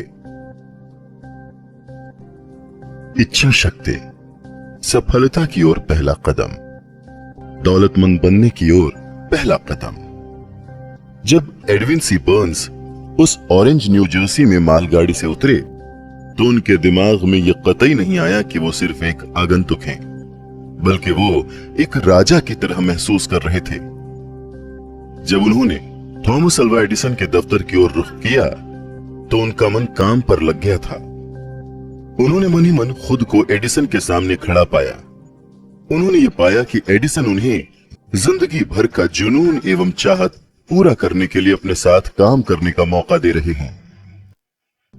बर्न्स की चाहत सिर्फ एक उम्मीद नहीं थी, न ही सिर्फ एक साधारण सी इच्छा थी, बल्कि वो इससे भी कहीं ज्यादा थी। ये एक उज्जवल चाहत थी जिसके लिए वो कुछ भी कर गुजरने को तैयार थे। सबसे बड़ी बात यह थी कि उन्होंने मन में यह निश्चय कर लिया था कि उन्हें यह हासिल करना ही है। मतलब उनकी चाहत निश्चित थी, उनका उद्देश्य दृढ़ था। जब वो एडिसन से मिले तो ये चाहत बर्न्स के लिए नई नहीं थी, बल्कि ये उनके मन में लंबे समय से सबसे अधिक हावी इच्छा थी। हो सकता है कि शुरुआत में ये चाहत सिर्फ एक इच्छा ही रही हो, पर जब वो एडिसन के सामने खड़े हुए तो वो सिर्फ एक इच्छा मात्र नहीं थी, बल्कि उससे भी कहीं मजबूत थी, कहीं दृढ़ थी। कुछ वर्षों बाद वो फिर से उसी दफ्तर में एडिसन के सामने खड़े हुए जहां वो पहली बार मिले थे। इस बार उनकी चाहत रियलिटी में तब्दील हो चुकी थी। वो एडिसन के साथ बिजनेस करने लगे थे। उनके मन में सबसे हावी सपना रियलिटी में तब्दील हो चुका था। आज जो लोग बर्न्स को जानते हैं और उनसे ईर्ष्या करते हैं, वो बस इसलिए क्योंकि उन्हें लगता है कि बर्न्स को भाग्य की बदौलत एडिसन के साथ काम करने का मौका मिला था। असल में उन लोगों ने बर्न्स को सफलता हासिल करने के बाद देखा था। सच कहूं तो उन लोगों ने कभी उसके सफल होने के कारणों पर गौर ही नहीं किया। एडिसन के ऑफिस में काम करते हुए 5 वर्ष बीतने के बाद भी बर्न्स को सफल होने की कोई भी उम्मीद नहीं दिख रही थी। नहीं ऐसा कुछ हुआ था जिससे कि वो एडिसन के साथ बिजनेस में पार्टनर हो सकें। हर किसी के लिए वो एडिसन के दफ्तर में काम करने वाले सैकड़ों लोगों में से एक थे, पर वो अपने मन में पहले दिन से ही एडिसन के व्यवसाय के पार्टनर बन चुके थे। बर्न्स की कहानी एक दृढ़ इच्छा शक्ति का बेहतरीन एग्जाम्पल है। बर्न्स सफल इसलिए हुए क्योंकि उनके मन में इससे बड़ी चाहत कोई थी ही नहीं कि उन्हें सिर्फ और सिर्फ एडिसन के साथ काम करना है। उन्होंने इसके लिए एक प्लान बनाया और अपने वो सारे रास्ते बंद कर दिए जिनसे वो पीछे पलटकर वापस जा सकें। वो अपनी चाहत के साथ खड़े रहे जब तक कि उनकी चाहत मन में हावी नहीं हो गई और फिर रियल रूप में दिख नहीं गई। जब वो पहली बार ऑरेंज एडिसन के दफ्तर पहुंचे तो उनके मन में कतई इस तरह के ख्याल नहीं थे, मैं एडिसन से उसके दफ्तर में काम करने के लिए मौका मांगूंगा। बल्कि उन्होंने ये कहा कि उन्हें एडिसन के साथ उनके बिजनेस में पार्टनर बनना है। उन्होंने कभी यह नहीं कहा, मैं कुछ महीने यहाँ काम करूंगा, अगर मुझे यहाँ पर एक्साइटिंग मौके नहीं मिलते हैं तो मैं छोड़कर कोई और दूसरी नौकरी तलाश कर लूंगा। बल्कि उन्होंने ये बात रखी कि मैं कहीं से भी शुरुआत करूंगा, आपके लिए सब कुछ करने को तैयार हूं जो आप कहेंगे, जब तक कि मुझे आपके साथ बिजनेस करने का मौका नहीं मिल जाता। उन्होंने ये नहीं कहा, अगर मैं एडिसन के साथ इस संस्था में असफल हो जाता हूं तो मैं दूसरे मौकों की तलाश करूंगा। उन्होंने कहा, मुझे जिंदगी में बस एक ही चाहत है कि मैं महान थॉमस अल्वा एडिसन के साथ उनके बिजनेस में पार्टनर बनूं। इसीलिए मैं पीछे लौटने के सारे रास्ते बंद करके अपने संपूर्ण जीवन को, अपने संपूर्ण भविष्य को उसे हासिल करने में लगा दूंगा। बहुत पहले की बात है, एक महान योद्धा हुआ करता था जिसे एक बार युद्ध क्षेत्र में जीत पाने के लिए कड़ा निर्णय लेना पड़ा। उसे अपनी सेना को शत्रु के साथ युद्ध में लड़ने के लिए भेजना था। शत्रु की सेना संख्या में उसकी सेना से बहुत बड़ी थी। उसने अपने सैनिकों को नाव में बैठाकर नदी के उस पार भेजा और सभी सैनिकों तथा औजारों के उतरने के बाद उसने सभी नावों को आग लगाने की आज्ञा दे दी। फिर युद्ध होने से ठीक पहले उसने अपने सैनिकों से कहा कि आप देख रहे हैं, सारी नावें जल चुकी हैं। अगर हम अपने शत्रुओं को मार नहीं देते तो अब हमारे पास वापस लौटने का कोई जरिया नहीं है। अब हमारे पास सिर्फ एक ही उपाय है कि या तो मिट जाओ या फिर अपने शत्रुओं का नाश कर दो। अंत में हुआ यूं कि वो लोग जीत गए। ठीक उसी योद्धा की तरह हर व्यक्ति को वापस लौटने वाली नाव मिटा देनी चाहिए, जला देनी चाहिए, लौटने के सारे दरवाजे बंद कर देने चाहिए और चल पड़ना चाहिए अपनी मंजिल की ओर। जब जीत की चाहत जिंदगी के लिए जरूरत बन जाए तो सफलता निश्चित है। उस भयावह शिकागो शहर के आग में झुलसने के अगले दिन कुछ बिजनेसमैन शहर की एक गली में खड़े होकर राख बनी पड़ी अपनी दुकानों को देख रहे थे। उन्होंने एक सभा आयोजित की जहां वो ये निर्णय ले सकें कि शिकागो शहर को फिर से बनाना चाहिए या फिर देश के किसी दूसरे भूभाग में बेहतर आशाजनक जगह की खोज करनी चाहिए। हर कोई सिर्फ एक ही नतीजे पर पहुंचा कि उन्हें शिकागो शहर छोड़ देना चाहिए और किसी बेहतर जगह की तलाश करनी चाहिए, सिर्फ एक व्यक्ति को छोड़कर। वो व्यवसायी जिसने रुकने और फिर से अपना स्टोर बनाने की हिम्मत जुटाई। उसने अपने साथी बिजनेसमैन से उंगली दिखाते हुए कहा, प्रिय मित्रों, मैं ठीक इसी जगह पर दुनिया का सबसे बड़ा स्टोर बनाऊंगा। चाहे जितनी बार ये जल जाए, पर मैं हर बार इसे बनाऊंगा, मैं हार नहीं मानूंगा। वो स्टोर बना, यहां तक कि आज भी उस राज्य की सत्ता में वो सबसे ऊंचा स्मारक खड़ा हुआ है। उस समय मार्शल फील्ड के लिए सबसे आसान रास्ता यही होता कि वो दूसरे बिजनेसमैन की तरह उनके साथ शामिल हो जाते। जब उसके साथी बुरे होते हालात और धूमिल होते भविष्य को देखकर वहां से भाग खड़े हुए और आसान रास्ते की तरफ बढ़ चले। यही जो अंतर मार्शल फील्ड और अन्य व्यापारियों के बीच था, ठीक वही अंतर एडविन सी बर्न्स और अन्य उन कार्यकर्ताओं में था जो एडिसन के दफ्तर में कार्यरत थे। ठीक यही अंतर हर सफल और अन्य असफल व्यक्तियों के बीच होता है। ठीक यही अंतर एक सफल नेता और असफल नेता के बीच होता है। हर इंसान जिसे पैसों की जरूरत है, वो पैसों की इच्छा रखता है। सिर्फ इच्छा रखना आपको धनवान नहीं बना देता। लगातार अमीर बनने की चाहत जब तक जुनून न बन जाए और फिर उसके लिए निश्चित योजना बनाना एवं अमीर बनने के लिए दृढ़ प्रतिज्ञ रहना तथा असफल होने पर अपनी योजनाओं पर विश्वास रखना ही हमें अमीर बनने की ओर ले जाता है। इच्छा शक्ति के दम पर अमीर बनने के ये 6 कदम हैं जो आपको आपके सपनों तक पहुंचा सकते हैं। पहला, आप जितना धन कमाना चाहते हैं उसे निश्चित कर लें। यह कहना पर्याप्त नहीं है मुझे ढेर सारा पैसा कमाना है। यह राशि बिल्कुल निश्चित होनी चाहिए, जैसे कि मुझे 1 करोड़ रुपए कमाने हैं। मुझे 1 करोड़ रुपए कमाने हैं। इसके पीछे एक साइकोलॉजिकल कारण है जो आपको अगले चैप्टर में बताया जाएगा। दूसरा, यह निर्धारित कर लें कि इतना धन कमाने के लिए आप क्या कुछ कर गुजरने को तैयार हैं।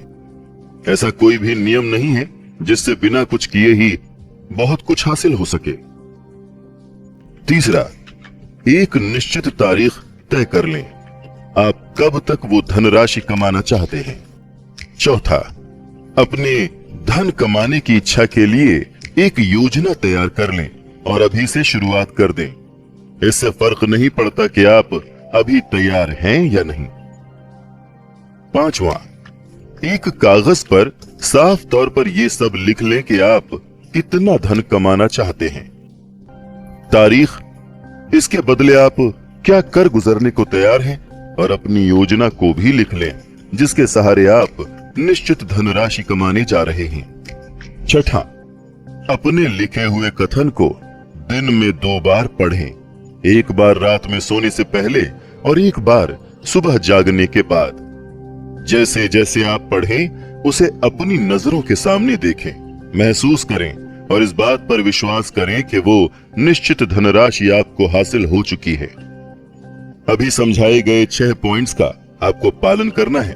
खास तौर पर आपको 6वां निर्देश, 6वां पॉइंट कुछ ध्यान से पढ़ना है और उस पर अमल करना है। आप ये शिकायत कर सकते हैं कि खुद को ऐसे व्यक्ति के रूप में कैसे देख सकते हैं जिसने वो धनराशि अर्जित कर ली है, जब तक कि आप उसे सच में हासिल न कर लें। इसी वक्त मजबूत इच्छा शक्ति की जरूरत होती है, मजबूत चाहत की जरूरत होती है। अगर आपको सच में उस धनराशि को पाने की चाहत है और वो आपका जुनून है, तो आपको खुद को उस धनराशि को अर्जित कर लेने वाले व्यक्ति के रूप में देखने में कोई कठिनाई नहीं होगी। लक्ष्य है धनराशि, बस आपको स्वयं स्वीकार करना है कि आपने वो धन अर्जित कर लिया है। फिर देख लेना, प्रकृति आपको वो धनराशि अवश्य देगी। जो लोग धन के प्रति जागरूक रहते हैं वही अमीर बनते हैं।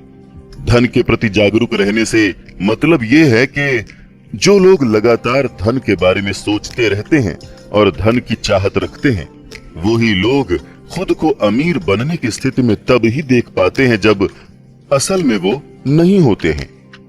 जिन लोगों को इंसानी दिमाग के बारे में अधिक जानकारी नहीं है, वो लोग इन सिद्धांतों को अव्यावहारिक कह सकते हैं, पर ये 6 नियम हर किसी की जिंदगी में मदद कर सकते हैं।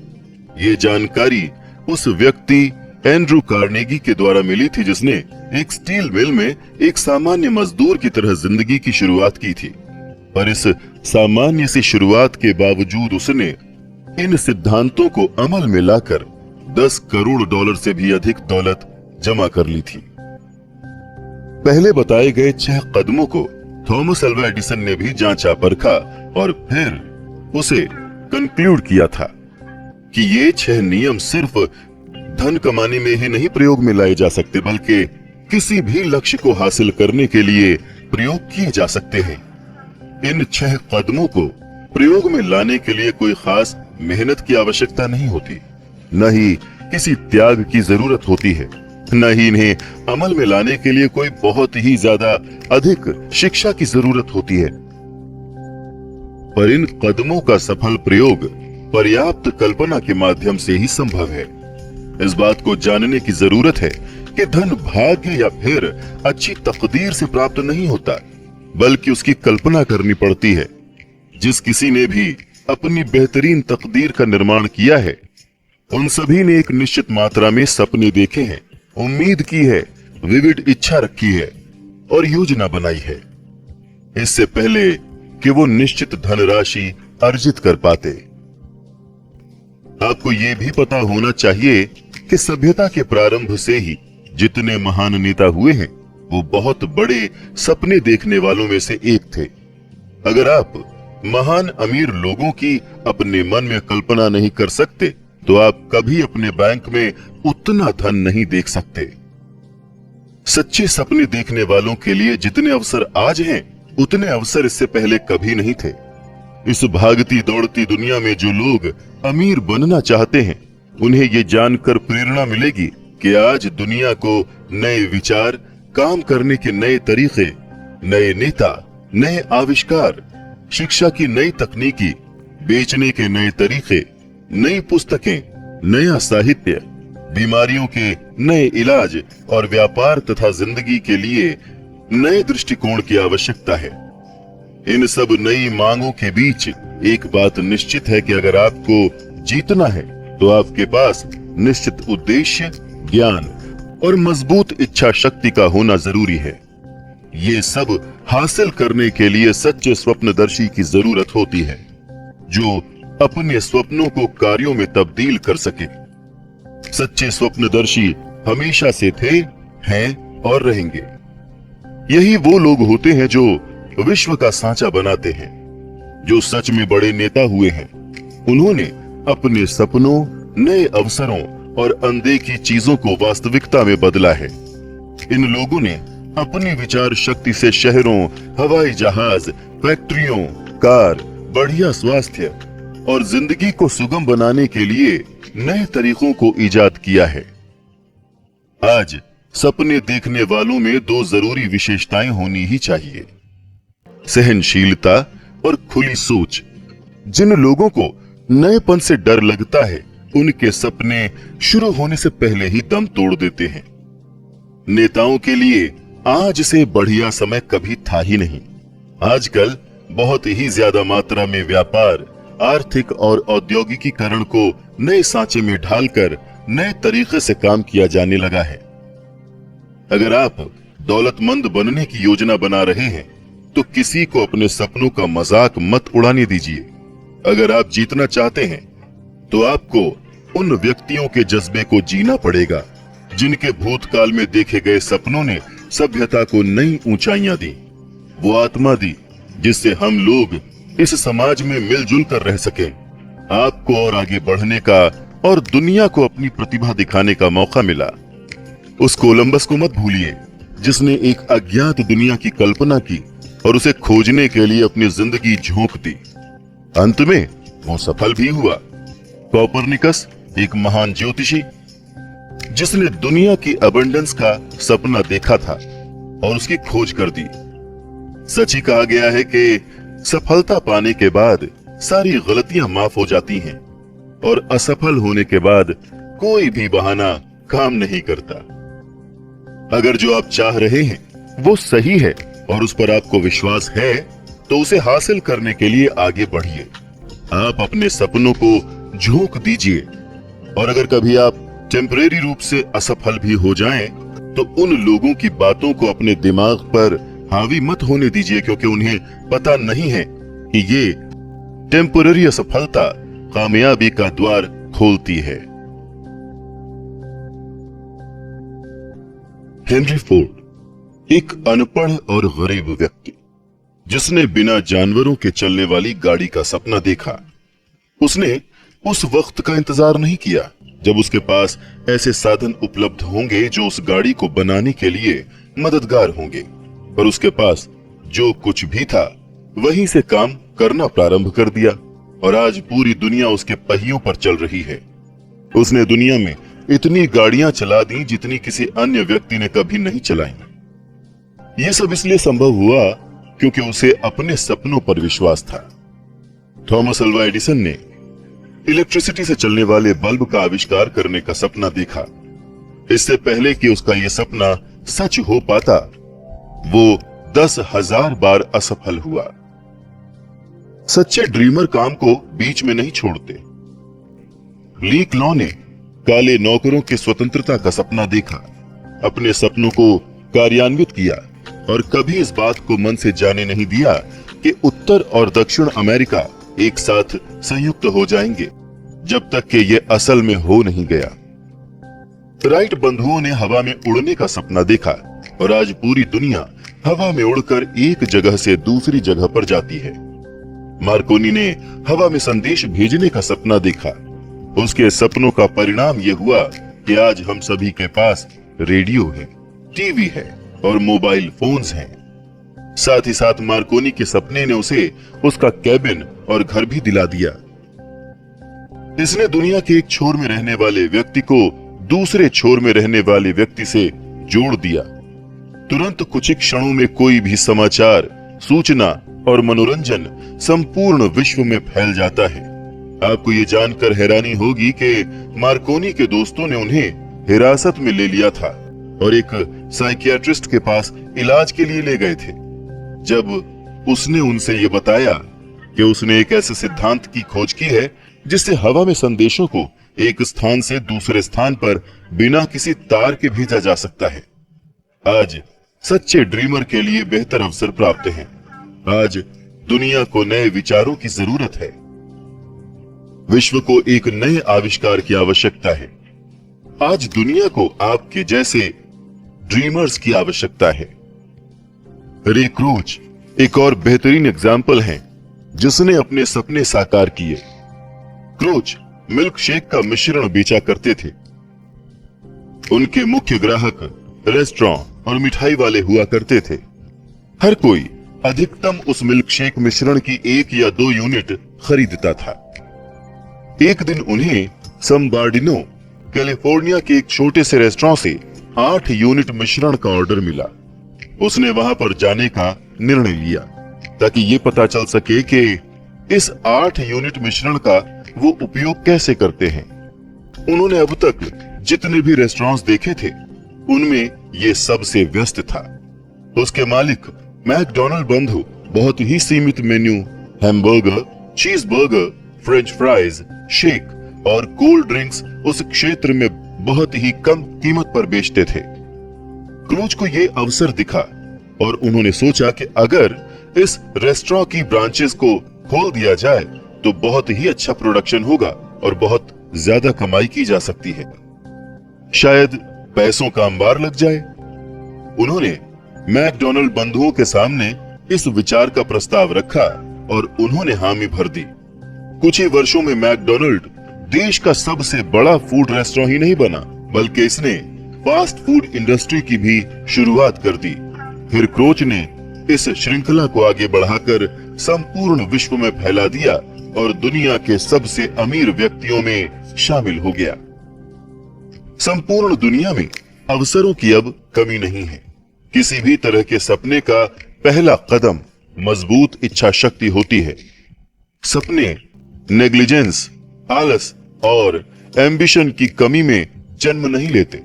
नहीं अब विश्व सपने देखने वालों का मजाक उड़ाता है और न ही ये कहता है कि ये इम्प्रैक्टिकल है। जिन लोगों को भी आज मनचाही सफलता मिली है वो लोग बुरी शुरुआत और कई धड़कने रोक देने वाले संघर्षों से जरूर गुजरे होते हैं। उनकी जिंदगी में छप्पर फाड़कर सफलता तभी मिलती है जब वो गरीबी और संकट के दौर से गुजर रहे होते हैं। जॉन बनियान को जब धर्म पर अपनी राय रखने के लिए जेल मिली थी तो उसी के बाद ही उन्होंने द पिलग्रिम्स प्रोग्रेस पुस्तक लिखी थी। प्रेम में असफलता के बाद कई लोग नशे में डूबने लगते हैं और अपनी जिंदगी बर्बाद कर लेते हैं। वो इसलिए कि अधिकतर लोगों ने कभी ये सीखने की कोशिश नहीं की कि सबसे मजबूत भावनाओं को किसी क्रिएटिव स्वभाव में कैसे तब्दील किया जाता है। हेलन केलर जन्म से ही गूंगी, बहरी और अंधी थी। अपने इस दुर्भाग्य के बावजूद उनका नाम इतिहास में गोल्डन वर्ड्स में लिखा हुआ है। उनकी संपूर्ण जिंदगी इस बात का प्रतीक है कि किसी भी व्यक्ति की हार तब तक नहीं होती जब तक कि वो उसे स्वीकार नहीं कर लेता। रॉबर्ट बर्न्स एक अनपढ़ व्यक्ति थे। उनका बचपन गरीबी में बीता और बड़े होते होते उन्हें शराब की लत भी लग गई थी, पर प्रकृति ने उनके लिए कुछ बेहतर लिखा था। उन्होंने अपने सुंदर विचारों से कविताओं में समा बांधा था। उनका कविताएं लिखने का उद्देश्य दुनिया में बुराइयां हटाकर अच्छाइयां फैलाना था। फिल्मों में अत्यधिक सफलता भी उन्हें नए लक्ष्य बनाने से नहीं रोक सकी। उन्होंने अपने लिए नए लक्ष्य तय किए और बिजनेस करने की ओर बढ़ निकले। उन्होंने अपना पैसा इमूवेबल संपत्ति में लगाया, एक रेस्टोरेंट की ब्रांच शुरू की जिसने उन्हें अरबपतियों की सूची में ला खड़ा किया। उन्होंने जो भी लक्ष्य तय किया वो सोना बन गया। वो सफल होते चले गए। फिर उन्होंने समाज की मदद करनी चाहिए, जिस कारण से वो देश के कई दूर दराज इलाकों में गए, छोटे शहरों में गए और वहां पर उन्होंने बच्चों और नौजवानों को हिंसा और अपराध को त्याग कर नशीले पदार्थों और गुंडागर्दी को ना कहकर शिक्षित बनने की आवाज उठाई। उन्होंने कई संगठनों में एक एक्टिव नेता की भूमिका निभाई, जिससे लोग शारीरिक फिटनेस पर ध्यान दे सकें। बुकर टी वॉशिंगटन का जन्म गुलामी में हुआ। वो जाति और रंग से अछूते थे। वो सहनशील, सभी तरह के विषयों में खुले विचारों वाले और एक सपना देखने वाले व्यक्ति थे। उन्होंने सभी तरह की जातियों में अपनी अच्छी छवि बना ली थी। बीथोवेन बहरे थे, मिल्टन अंधे, परंतु जब तक ये दुनिया रहेगी उनके नाम भी सुनहरे अक्षरों में ऐसे ही लिखे जाते रहेंगे, क्योंकि उन्होंने सपने देखे और उन्हें साकार किया। आर्नल्ड श्वार्ज़नेगर एक ऐसे अन्य व्यक्ति हैं जिन्होंने अपने सपनों को साकार किया। उन्हें इस दुनिया ने पहली बार तब जाना जब इस बेहतरीन वेट लिफ्टर को मिस्टर यूनिवर्स का खिताब दिया गया। पर श्वार्ज़नेगर सिर्फ एक मस्कुलर व्यक्ति नहीं है। उनकी जिंदगी में सपने और लक्ष्य थे। सपने साकार करके वो एक धनी व्यापारी, सबसे अधिक मेहनताना लेने वाले फिल्म अभिनेता और अब कैलिफोर्निया के गवर्नर बन गए। उनका जन्म ऑस्टिन में हुआ और बचपन भी वहीं गुजरा। बचपन से ही उन्होंने वेट लिफ्टिंग की ट्रेनिंग शुरू कर दी थी। 18 साल की उम्र में उन्होंने बॉडी बिल्डिंग की पहली प्रतियोगिता जीती। इसके बाद 5 बार लगातार मिस्टर यूनिवर्स बनने का खिताब भी उनके नाम ही है। फिर वो यूनाइटेड स्टेट्स शिफ्ट हो गए और वहां पर भी ऐसी ही प्रतियोगिताएं जीतते रहे। हालांकि उन्होंने बॉडी बिल्डिंग के क्षेत्र में वो सब कुछ हासिल कर लिया था जो किसी अन्य व्यक्ति को प्राप्त करना मुश्किल होगा। उन्हें अब इस क्षेत्र में कोई चुनौती नहीं दिखी, इसीलिए उन्होंने अपनी प्रतिभा को अन्य क्षेत्रों में भी आजमाने के बारे में विचार किया। उनकी शारीरिक गठन की ट्रेनिंग ने उन्हें यह सिखा दिया था कि आम जनमानस को इन सब की जानकारी नहीं है और ये जानकारी सभी से शेयर करना चाहिए। उन्होंने एक आत्मकथा Arnold the education of body builder लिखी, जो बेस्ट सेलर साबित हुई। फिर उन्होंने महिलाओं के लिए एक किताब लिखी जिससे वो अलग तरह के अभ्यास से अपने शरीर को गठित कर सके। इस किताब ने उन्हें एक बिजनेस करने के लिए प्रेरित किया। उन्होंने एक कंपनी खोली जो बॉडी बिल्डिंग के आयोजन कराती थी।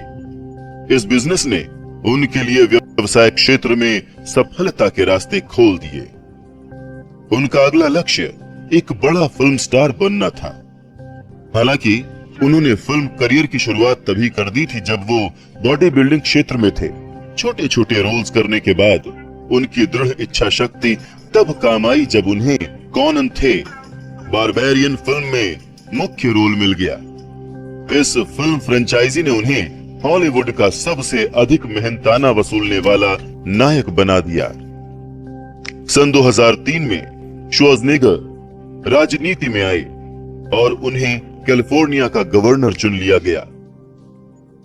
आप श्वार्ज़नेगर की जिंदगी से बहुत कुछ सीख सकते हैं। आपकी जिंदगी सिर्फ एक ही क्षेत्र के लिए सीमित नहीं है। श्वार्ज़नेगर ने भी अपना जीवन सिर्फ बॉडी बिल्डिंग के क्षेत्र में ही झोंक दिया होता तो भी वो काफी सफल हो जाते, पर उन्होंने इससे कहीं ज्यादा का सपना देखा। उन्होंने ऊंचे लक्ष्य निर्धारित किए जिनमें चुनौतियां थीं और उन्हें हासिल कर लिया। उन्होंने अपनी पिछली सफलताओं से शिक्षा बेकार नहीं जाने दी और उनका हर क्षेत्र में उपयोग किया। श्वार्ज़नेगर की तरह आप अपने क्रिटिक्स से डरिए मत। क्रिटिक्स ने उनकी पहली फिल्म में उसकी कड़ी निंदा की थी, पर उन्होंने हार नहीं मानी और अपना काम जारी रखा। इसी दृढ़ता ने उन्हें हॉलीवुड के सबसे अधिक मेहनताना लेने वाले एक्टर्स में शामिल कर दिया। अगले चैप्टर की ओर बढ़ने से पहले आप उम्मीद, विश्वास, साहस और टॉलरेंस की शक्ति को मन में पूरी तरह से बैठा लीजिए। अगर आपके पास ये मनःस्थिति और इन प्रिंसिपल्स के काम करने के नियम ढंग से पता है तथा उन्हें अमल कर रहे हैं, तो ये समझ लीजिए कि आप वो सब हासिल करने के लिए तैयार हैं जो आप चाहते हैं। सिर्फ किसी वस्तु की इच्छा रखने और उसे हासिल करने के लिए तैयार होने में फर्क होता है। किसी भी व्यक्ति का मन उस वस्तु को तब तक हासिल करने के लिए तैयार नहीं होता जब तक कि उसका मन पूरी तरह से यह विश्वास न कर ले कि उसे वो वस्तु मिल चुकी है। ये मनःस्थिति विश्वास की होती है, न कि सिर्फ उम्मीद और इच्छा की। इस तरह का विश्वास पाने के लिए आपका मन पूर्ण रूप से बिना किसी बायस के होना चाहिए। बायस्ड होने पर आप इच्छा, साहस और विश्वास जगा नहीं सकते। गरीबी, कंजूसी, इन सब को हासिल करने से अधिक प्रयास खुशियां और समृद्धि को हासिल करने के लिए नहीं करना पड़ता है।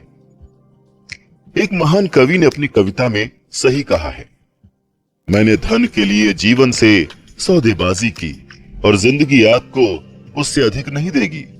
मैंने शाम को भीख मांगा, फिर मेरे पास प्राप्त कुछ सिक्कों को मैं गिनने बैठ गया।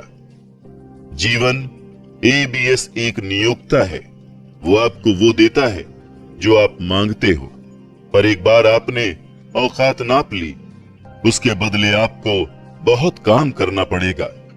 मैंने एक नौकर भाड़े पर लिया, सिर्फ ये जानने के लिए कि वो कितना निराश है। मुझे पता चला कि मैंने ईश्वर से कुछ भी मांगा होता तो उसने राजी खुशी से भुगतान कर दिया होता। मैरी के ऐश, जो मैरी के कॉस्मेटिक्स की फाउंडर हैं, उन्होंने अपनी और विश्व भर में अपने कंपनी के काम करने वाले जिनकी संख्या अब 25,000 है, उन कंसल्टेंट्स की सफलता का राज आत्मविश्वास बताया। उनका ये करियर साल पहले प्रारंभ हुआ था जब उन्होंने स्टैनली होम प्रोडक्ट्स में काम करना शुरू किया। उन्होंने कई बार इस बात को स्वीकार किया है कि अपने इस काम के पहले साल में वो सफल नहीं हो पाई थी और इस काम को वो छोड़ देना चाहती थी, पर उनकी सोच तब बदली जब उन्होंने स्टैनले सेल्स के सेमिनार में भाग लिया। उन्होंने बताया कि उस वर्ष कंपनी की प्रतियोगिता में खूबसूरत, लंबी और सफल महिला को रानी के खिताब से नवाजा जाना था और उस वर्ष उस महिला को वो खिताब मिला जिसकी किसी ने उम्मीद ही नहीं की थी। मैंने निर्णय कर लिया कि मैं स्टेज पर जाऊंगी और प्रेसिडेंट से बात करूंगी और उन्हें अगले वर्ष रानी का ये खिताब जीतने का इरादा बताऊंगी। श्रीमान बेवरिज मुझ पर हंसे नहीं, बल्कि उन्होंने मेरी आंखों की तरफ देखा और कहा, मुझे भी लगता है कि तुम जीत सकती हो। इन शब्दों ने मेरी जिंदगी में जान डाल दी और अगले साल मुझे रानी का खिताब दिया गया।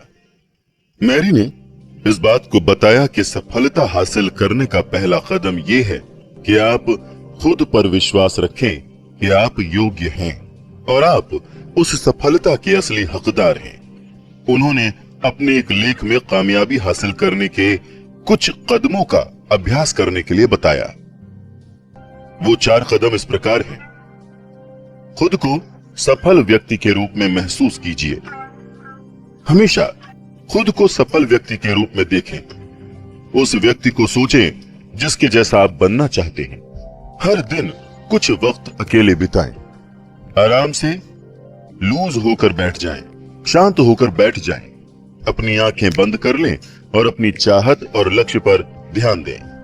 अपने आप को एक नए एनवायरनमेंट में देखिए जिसकी आप कल्पना करते हैं। खुद को योग्य समझिए और आत्मविश्वास से ओवरफ्लो हो जाइए।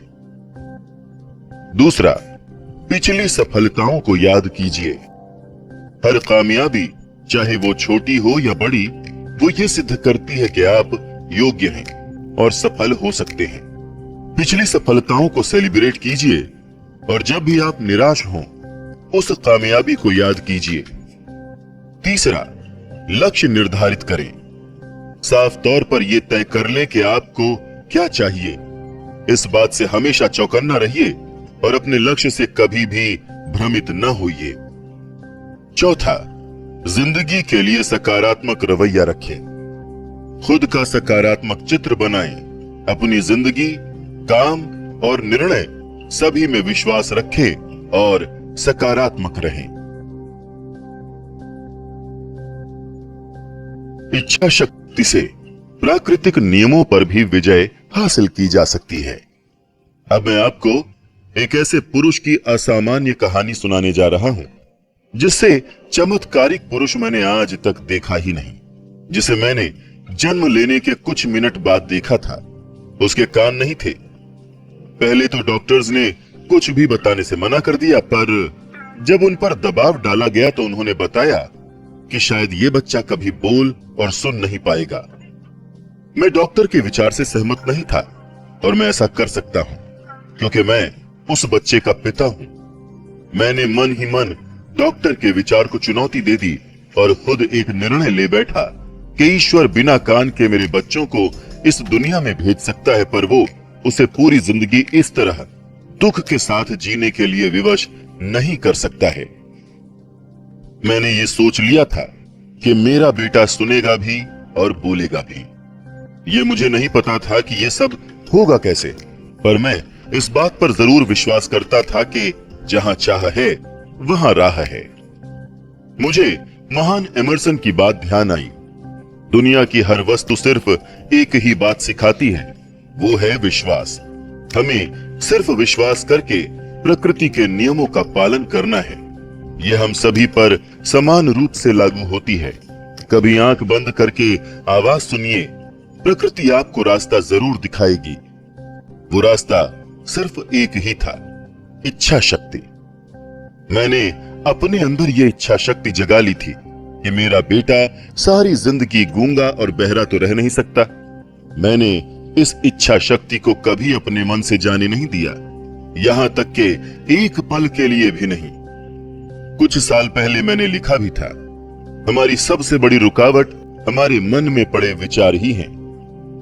अगले ही पल मैंने बिस्तर पर लेटे हुए अपने नवजात शिशु को देखा और ये सोचा कि अगर ये सब सही है तो मेरा बेटा बिना कानों के भी सुन सकता है। मैंने प्रण कर लिया कि अपने बच्चे के मन में कतई ये बात आने नहीं दूंगा कि वो सुन और बोल नहीं सकता। उसके लिए चाहे मुझे जो कुछ भी करना पड़े। मैंने ये प्रतिज्ञा कर ली कि अपने बेटे के मन में मैं बोलने और सुनने की अपनी मजबूत चाहत के बीज रोप दूंगा और वो जरूर एक दिन बिना किसी गैजेट के सुनने और बोलने लगेगा। जब बच्चा थोड़ा सा बड़ा हुआ कि वो मेरे साथ सहयोग कर सके, मैं अपनी मजबूत इच्छा शक्ति को भी उसके अंदर जगाने की कोशिश करने लगा ताकि ये चाहत सत्य के रूप में हमारे सामने आ सके। मैं हर दिन उसके कान के पास ये सब बोलता ताकि मेरे बेटे का मन जरा सा भी ये स्वीकार न कर सके कि वो सुन नहीं सकता। जैसे ही वो थोड़ा और बड़ा हुआ, वो आसपास की वस्तुओं पर ध्यान देने लगा। हमने ये महसूस किया कि बेशक बहुत कम ही पर बच्चे को हल्का सा सुनाई तो देता था। जिस उम्र में बच्चे बोलने लगते हैं, वो बोल तो नहीं पाता था, पर वो कुछ आवाजों को सुन जरूर लेता था। बस हमें यही चाहिए था। मुझे ये विश्वास हो गया था कि मेरा ये तरीका काम कर रहा है। तभी कुछ ऐसा हुआ जिसने मुझे एक्साइटेड कर दिया, शॉक कर दिया और आशा से भर दिया। ऐसा कुछ उस साधन से हुआ जिससे हमने कभी उम्मीद ही नहीं की थी। हम एक टेप रिकॉर्डर लाए हुए थे। जब उस बच्चे ने एक गाना सुना तो वो एक्साइटेड हो गया था और गाने को सुनकर कुछ रिएक्शंस देने लगा। वो कुछ तरह के गानों में उत्साह दिखाने लगा था। एक गाना उनमें से उसके लिए खास था। एक बात तो ये कि वो गाना चलाकर 2 घंटे तक खड़े खड़े सुनता रहा। हमें तब तक इस बात का पता नहीं चला कि ऐसा क्यों हो रहा है, जब तक कि हमें आवाज के बोन कंडक्शन सिद्धांत के बारे में जानकारी नहीं थी। हमें तब तक इस बात का पता नहीं चला कि ऐसा क्यों हो रहा है, जब तक कि हमें आवाज के बोन कंडक्शन के सिद्धांत के बारे में जानकारी नहीं मिली। जब वो टेप रिकॉर्ड पर प्रतिक्रिया देने लगा था, मुझे ये मालूम पड़ा कि जब मैं उसके कान के पास या फिर दिमाग के पास जाकर कुछ बोलता हूं तो उसे समझ आता है। मैं अपनी मजबूत इच्छा शक्ति को इसी माध्यम से उसके अंदर जगाता था, पर अभी तक जो परिणाम निकला था वो इतना उत्साहित करने वाला नहीं था। फिर भी मेरी इच्छा शक्ति ने मेरे विश्वास का साथ दिया और ऐसी किसी भी नकारात्मक बात को मन में आने से पहले ही मैंने निकाल फेंका। मेरी दृढ़ प्रतिज्ञा का फल ये हुआ कि मेरा बच्चा मेरी आवाज को ठीक ठीक सुनने लगा था। मैं उसके मन में ये भरने से कभी नहीं चूकता था कि वो बोल और सुन सकता है। मैंने ये अनुभव किया कि बच्चों को दादी नानी की कहानी सुनना अच्छा लगता है। मैं ऑफिस जाता, वहां पर उसके लिए कहानी लिखता और रात में सुनाता। साथ ही साथ उसके मन में ये भी भरता कि वो बिल्कुल ठीक है और सुन सकता है और बोल सकता है।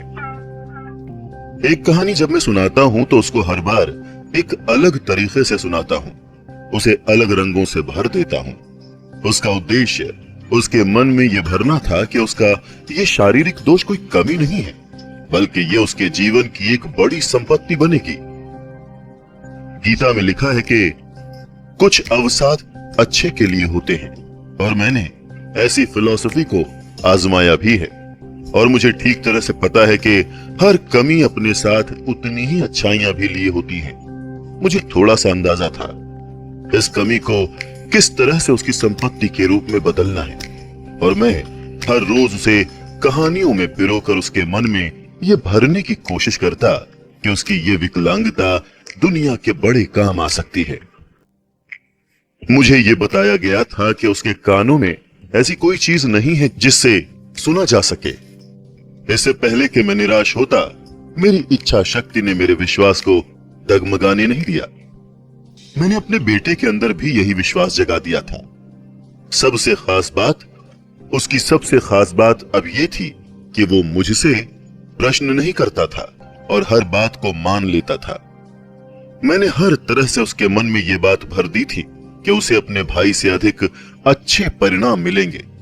एग्जाम्पल के तौर पर यह बच्चा सभी प्रोफेसर्स के लिए विशेष था, इसलिए उस पर अधिक ध्यान देना लाजमी था। उसकी मां ने उन प्रोफेसर से मिलकर यह समझा दिया था कि उसे अधिक ध्यान दिया जाए। जब वो इतना बड़ा हो गया कि वो न्यूज़पेपर्स डिस्ट्रीब्यूट कर सके, तो मैंने उसे यह समझाना शुरू कर दिया कि वो अपने भाई, जो कि बाजार में समाचार पत्र बेचता था, उससे अधिक पैसा कमा सकता है, क्योंकि वो अपने भाई से अधिक बुद्धिमान और मेहनती है। हमने ये गौर किया कि जैसे जैसे वो बड़ा हो रहा था, उसकी सुनने की क्षमता बढ़ रही थी। दूसरी तरफ उसके मन में अपनी कमी को लेकर ध्यान देने की आदत कतई नहीं थी। जब वो 7 वर्ष का हुआ, तब उसने पहली बार हमारी मेहनत को सफल किया था। कुछ महीने तक उसने अपनी मां से बाहर बाजार में न्यूज़पेपर्स बेचने की अनुमति मांगी, पर उसकी मां उसके बहरेपन की वजह से डरी हुई थी। एक मां की तरह उनकी भी चिंता वाजिब थी कि कहीं उसे कुछ सुनाई न दे और कोई दुर्घटना हो जाए। फिर एक दिन अचानक से ही वो मौका देखकर रसोई की खिड़की से कूदकर बाजार भाग गया। वहां एक मोची से उसने 6 सेंट लिए और उससे न्यूज़पेपर खरीदकर फिर बेच दिए। एक बार जब वो न्यूज़पेपर्स बेच चुका तो उसने फिर से खरीदा और बेचा। ये उसने तब तक किया जब तक कि शाम नहीं हो गई। फिर उसने वापस आते समय मोची को उसके 6 सेंट वापस कर दिए। अंत में उसने पाया कि आज उसने सेंट्स कमाए हैं। जब हम लोग घर पहुंचे तो वो अपने कमरे में बिस्तर पर सो रहा था। उसने अपनी मुट्ठी में सारे पैसे दबा रखे थे। उसकी मां ने मुट्ठी खोली तो सिक्के एकदम से गिर पड़े। वो अपने बेटे की पहली कमाई पर भावुक होकर रोने लगी, जबकि मेरी प्रतिक्रिया विपरीत थी। मैं दिल खोलकर हंसा कि उसके मन में मेरा रोपा गया बीज एक आकार ले चुका है। उसकी मां सोच रही थी कि उसका बेटा ढंग से सुन नहीं सकता, कहीं पैसा कमाने के चक्कर में रास्ते में बेटे के साथ कोई दुर्घटना हो जाती तो। मैंने एक बहादुर, महत्वाकांक्षी, आत्मनिर्भर व्यापारी को देखा जिसे अपने ऊपर पूर्णतया विश्वास है। उसने कदम उठाया और वो जीत गया। उसके काम ने मुझे बहुत खुशियां दे दी, क्योंकि मुझे पता लग गया था जो मैंने उसके मन में रोपा है वो उसके साथ पूरी जिंदगी रहने वाला है। बाद में उसने इसे सही भी सिद्ध किया।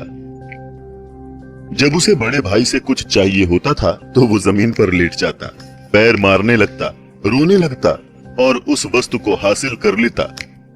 जब उस हल्के बहरे बच्चे को कुछ चाहिए होता तो पहले वो पैसे कमाता और फिर उससे वो खरीद लेता। आज भी उसकी यही आदत है। मेरे बच्चे ने मुझे ये पाठ पढ़ाया कि एक विकलांग व्यक्ति अपने सामने पड़े पत्थरों को एक रुकावट के रूप में न लेकर उनसे सीढ़ियां बनाकर अपने लक्ष्य तक पहुंच सकता है। वो छोटा बहरा बच्चा हाई स्कूल और ग्रेजुएशन तक पहुंच गया, जबकि उसे तब तक नहीं सुनाई देता था जब तक कि उसके प्रोफेसर उसके पास आकर जोर से न बोले। हमने उसे गूंगे बहरों के विद्यालय नहीं भेजा। हम नहीं चाहते थे कि वो सांकेतिक भाषा सीखे। हम चाहते थे कि वो एक सामान्य व्यक्ति की तरह अपनी जिंदगी गुजारे, और इसके लिए हम दृढ़ प्रतिज्ञ थे। ये इतनी आसानी से नहीं हुआ, बल्कि हमें विद्यालय के लोगों से इस मामले में बहुत बहस भी करनी पड़ी। जब वो 10वीं कक्षा में था तब उसने एक कान में अच्छे से सुनाई देने के लिए एक मशीन लगवाई, पर उसका कोई फायदा नहीं हुआ,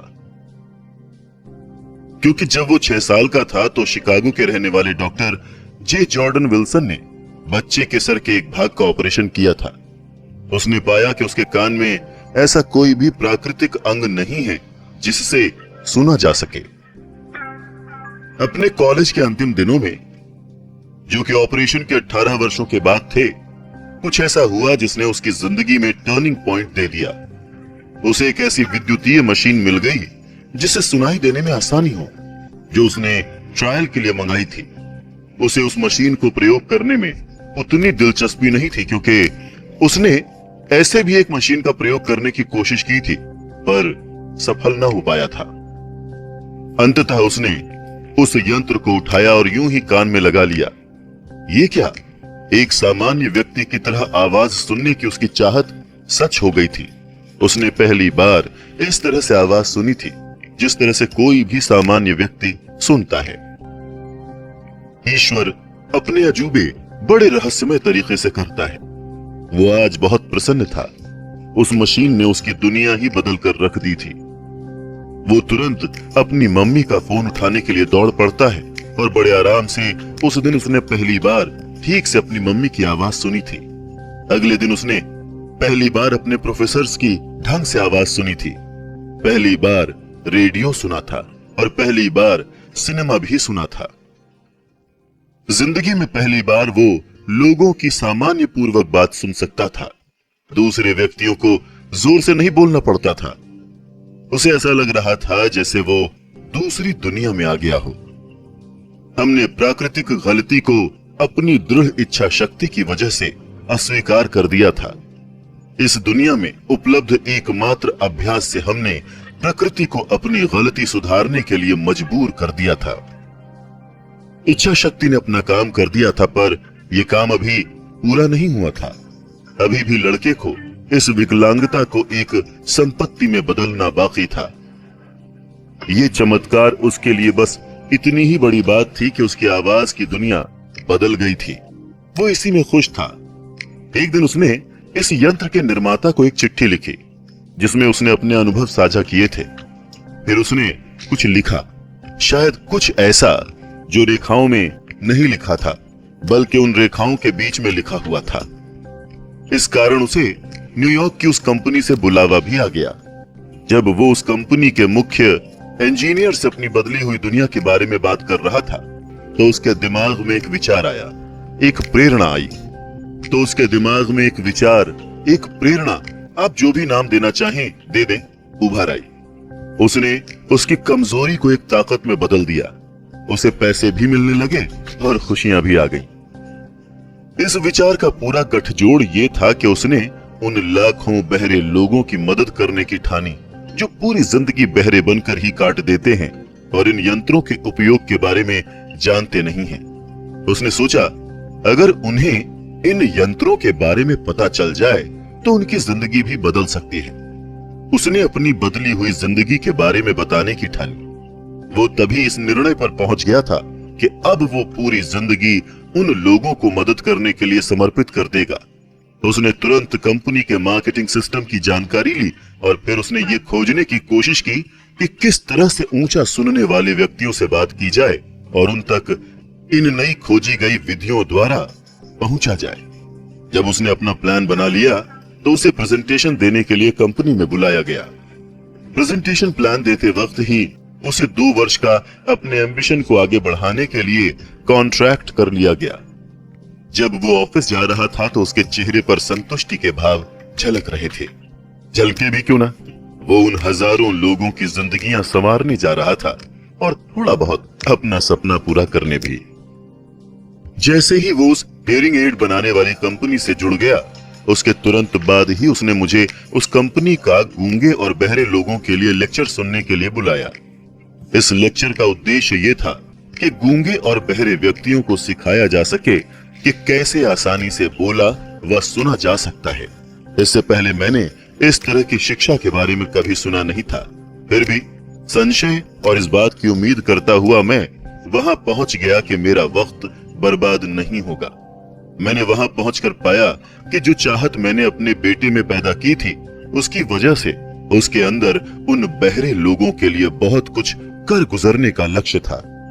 मैंने वहां पर यह पाया कि जिस सिद्धांत का मैं पिछले 20 सालों से प्रयोग कर रहा था, उसी के माध्यम से वहां गूंगे और बहरे लोगों को उनके जीवन से आगे निकलने की सलाह दी जा रही थी। अपनी जिंदगी के बदलने के बाद से ही मेरा बेटा ब्लेयर और मैं दोनों लोग उन गूंगे बहरों के लिए लग पड़े। इसमें निश्चित ही कोई संदेह नहीं है कि अगर ब्लेयर की मां और मैंने उसके दिमाग को आकार देने की कोशिश न की होती तो वो जीवन भर गूंगा और बहरा बना रहता। जब ब्लेयर बड़ा हो गया था तब डॉक्टर इरविन वूरहीस, जो इन सब मामलों के बहुत बड़े विशेषज्ञ थे, वो मेरे बेटे का ढंग से निरीक्षण करने के बाद बहुत ही शॉक्ड हुए कि वो कैसे सुन और बोल सकता है, जबकि थियोरेटिकल रूप से उसे सुनाई देना ही नहीं चाहिए। एक्सरे चित्र में भी ऐसा कोई द्वार नहीं दिखाई दे रहा था जिससे आवाज मस्तिष्क तक पहुंच सके। वो इस बात से हैरान थे कि वो सुन कैसे पा रहा है।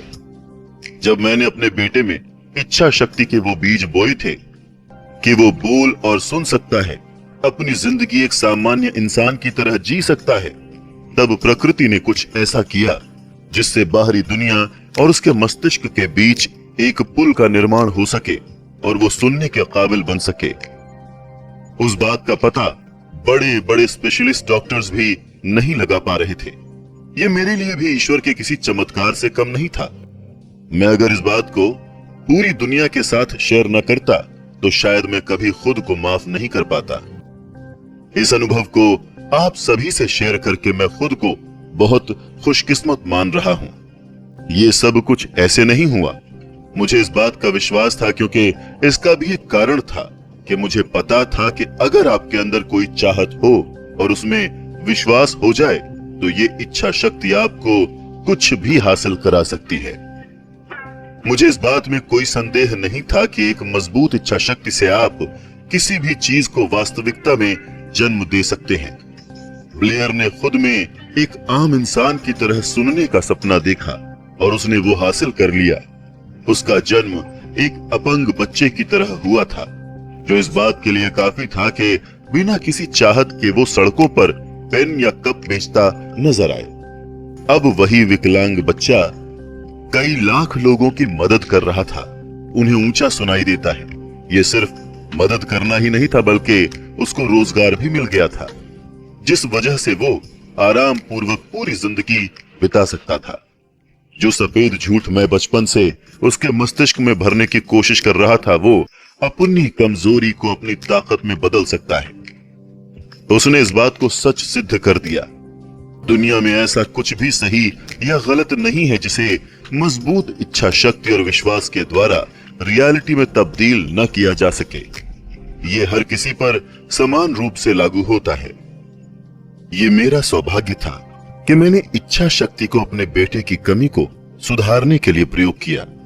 इससे अच्छा शायद ही किसी को इतना नजदीक से इस सिद्धांत का प्रयोग करने का मौका मिले। अगर प्रकृति इस इच्छा शक्ति के सामने झुक सकती है तो किसी व्यक्ति या इंसान की क्या औकात कि वो इस इच्छा शक्ति के सामने समर्पण ना करे। यही मस्तिष्क के शक्ति की विशेषता है। हमें ये नहीं पता कि ये कैसे काम करता है। हर व्यक्ति, हर जगह और हर वस्तु के लिए ये सिद्धांत बिल्कुल अलग तरह से काम करता है।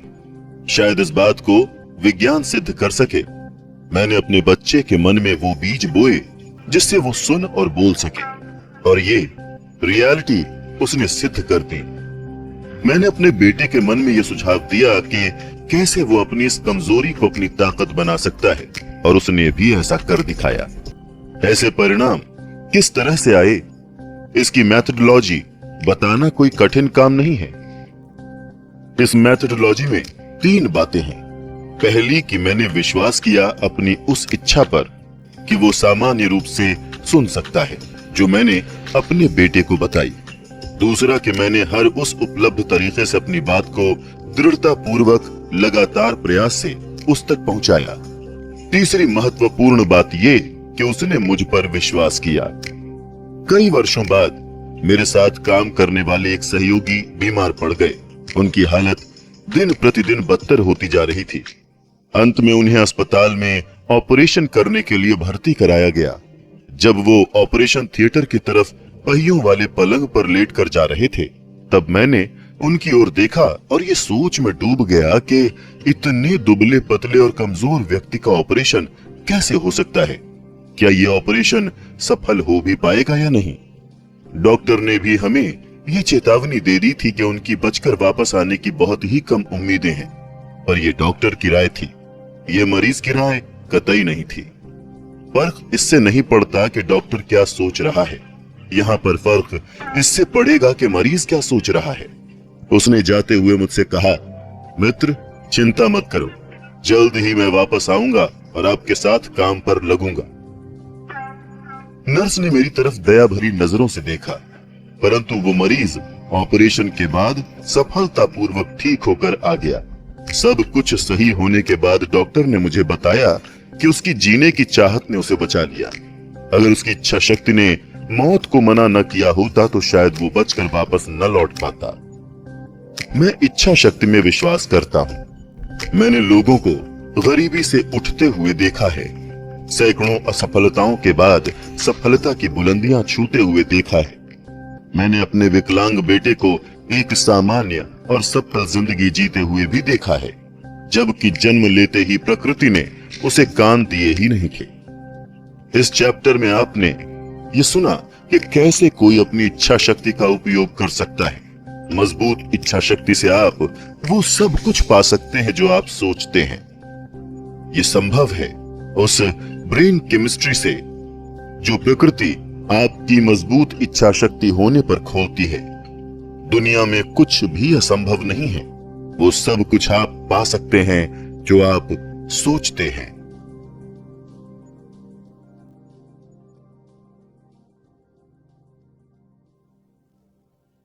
विश्वास, इच्छा की प्राप्ति के लिए कल्पना करना और उस पर विश्वास करना। दौलतमंद बनने की ओर दूसरा कदम। विश्वास मन का मुख्य केमिकल है। जब विचारों की फ्रीक्वेंसी विश्वास के साथ जुड़ती है तो अंतर्मन उन विचारों की फ्रीक्वेंसी को स्पिरिचुअल शक्ति के रूप में असीम शक्ति के पास भेज देता है, जो उसे वास्तविक रूप में आकार दे सके। सभी सकारात्मक भावनाओं में सबसे ताकतवर भाव होते हैं विश्वास, प्रेम और सेक्स। जब ये तीनों मिलते हैं तो इनमें इतनी अपार शक्ति होती है जिससे विचारों में नई ऊर्जा भर के तुरंत अंतर्मन में पहुंच जाती है, जहां ये आध्यात्मिक शक्ति के रूप में बदल जाती है। आध्यात्मिक शक्ति यानी कि स्पिरिचुअल शक्ति वो माध्यम है जो असीम शक्ति से वास्तविक जीवन में विचारों को साकार करने का जवाब लेकर आती है। प्रेम और विश्वास मन से संबंधित हैं, जो अधिकतर आध्यात्म पक्ष से जुड़े हुए हैं, जबकि सेक्स पूरी तरह से जीव विज्ञान से संबंधित है। यह सिर्फ शरीर से जुड़ा हुआ पक्ष है। इन तीनों भावनाओं का मिश्रण नियत सोचने वाला मन और असीम शक्ति के बीच डायलॉग का सीधा रास्ता बनता है। तो विश्वास को विकसित कैसे किया जाए?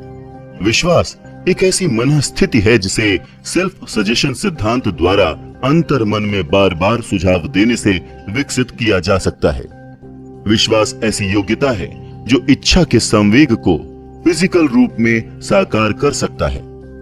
जो अगले चैप्टर में आत्म सुझाव और अध्याय अंतर्मन में अनुदेश बताए गए हैं, उन्हें सुनकर आपको पता चलेगा कि आप जो चाहते हैं उसके बारे में अगर अंतर्मन को विश्वास दिला दें तो उसे वो जरूर मिलता है। आपके लक्ष्य प्राप्ति के लिए अंतर्मन आपके विश्वास के आधार पर काम करेगा। अगर किसी व्यक्ति के पास विश्वास का नामो निशान ही नहीं है तो उसे ये बताना बहुत मुश्किल है कि किस तरह विश्वास विकसित किया जा सकता है। ये ठीक उतना ही मुश्किल है जितना किसी अंधे व्यक्ति को लाल रंग के बारे में बताना। विश्वास एक मन स्थिति है जिसका विकास किताब में दिए गए इन 13 सिद्धांतों पर महारत हासिल करने के बाद किया जा सकता है। बार बार अपने मन में सुझाव डालना ही खुद से भावनाएं विकसित करने का एकमात्र जरिया है।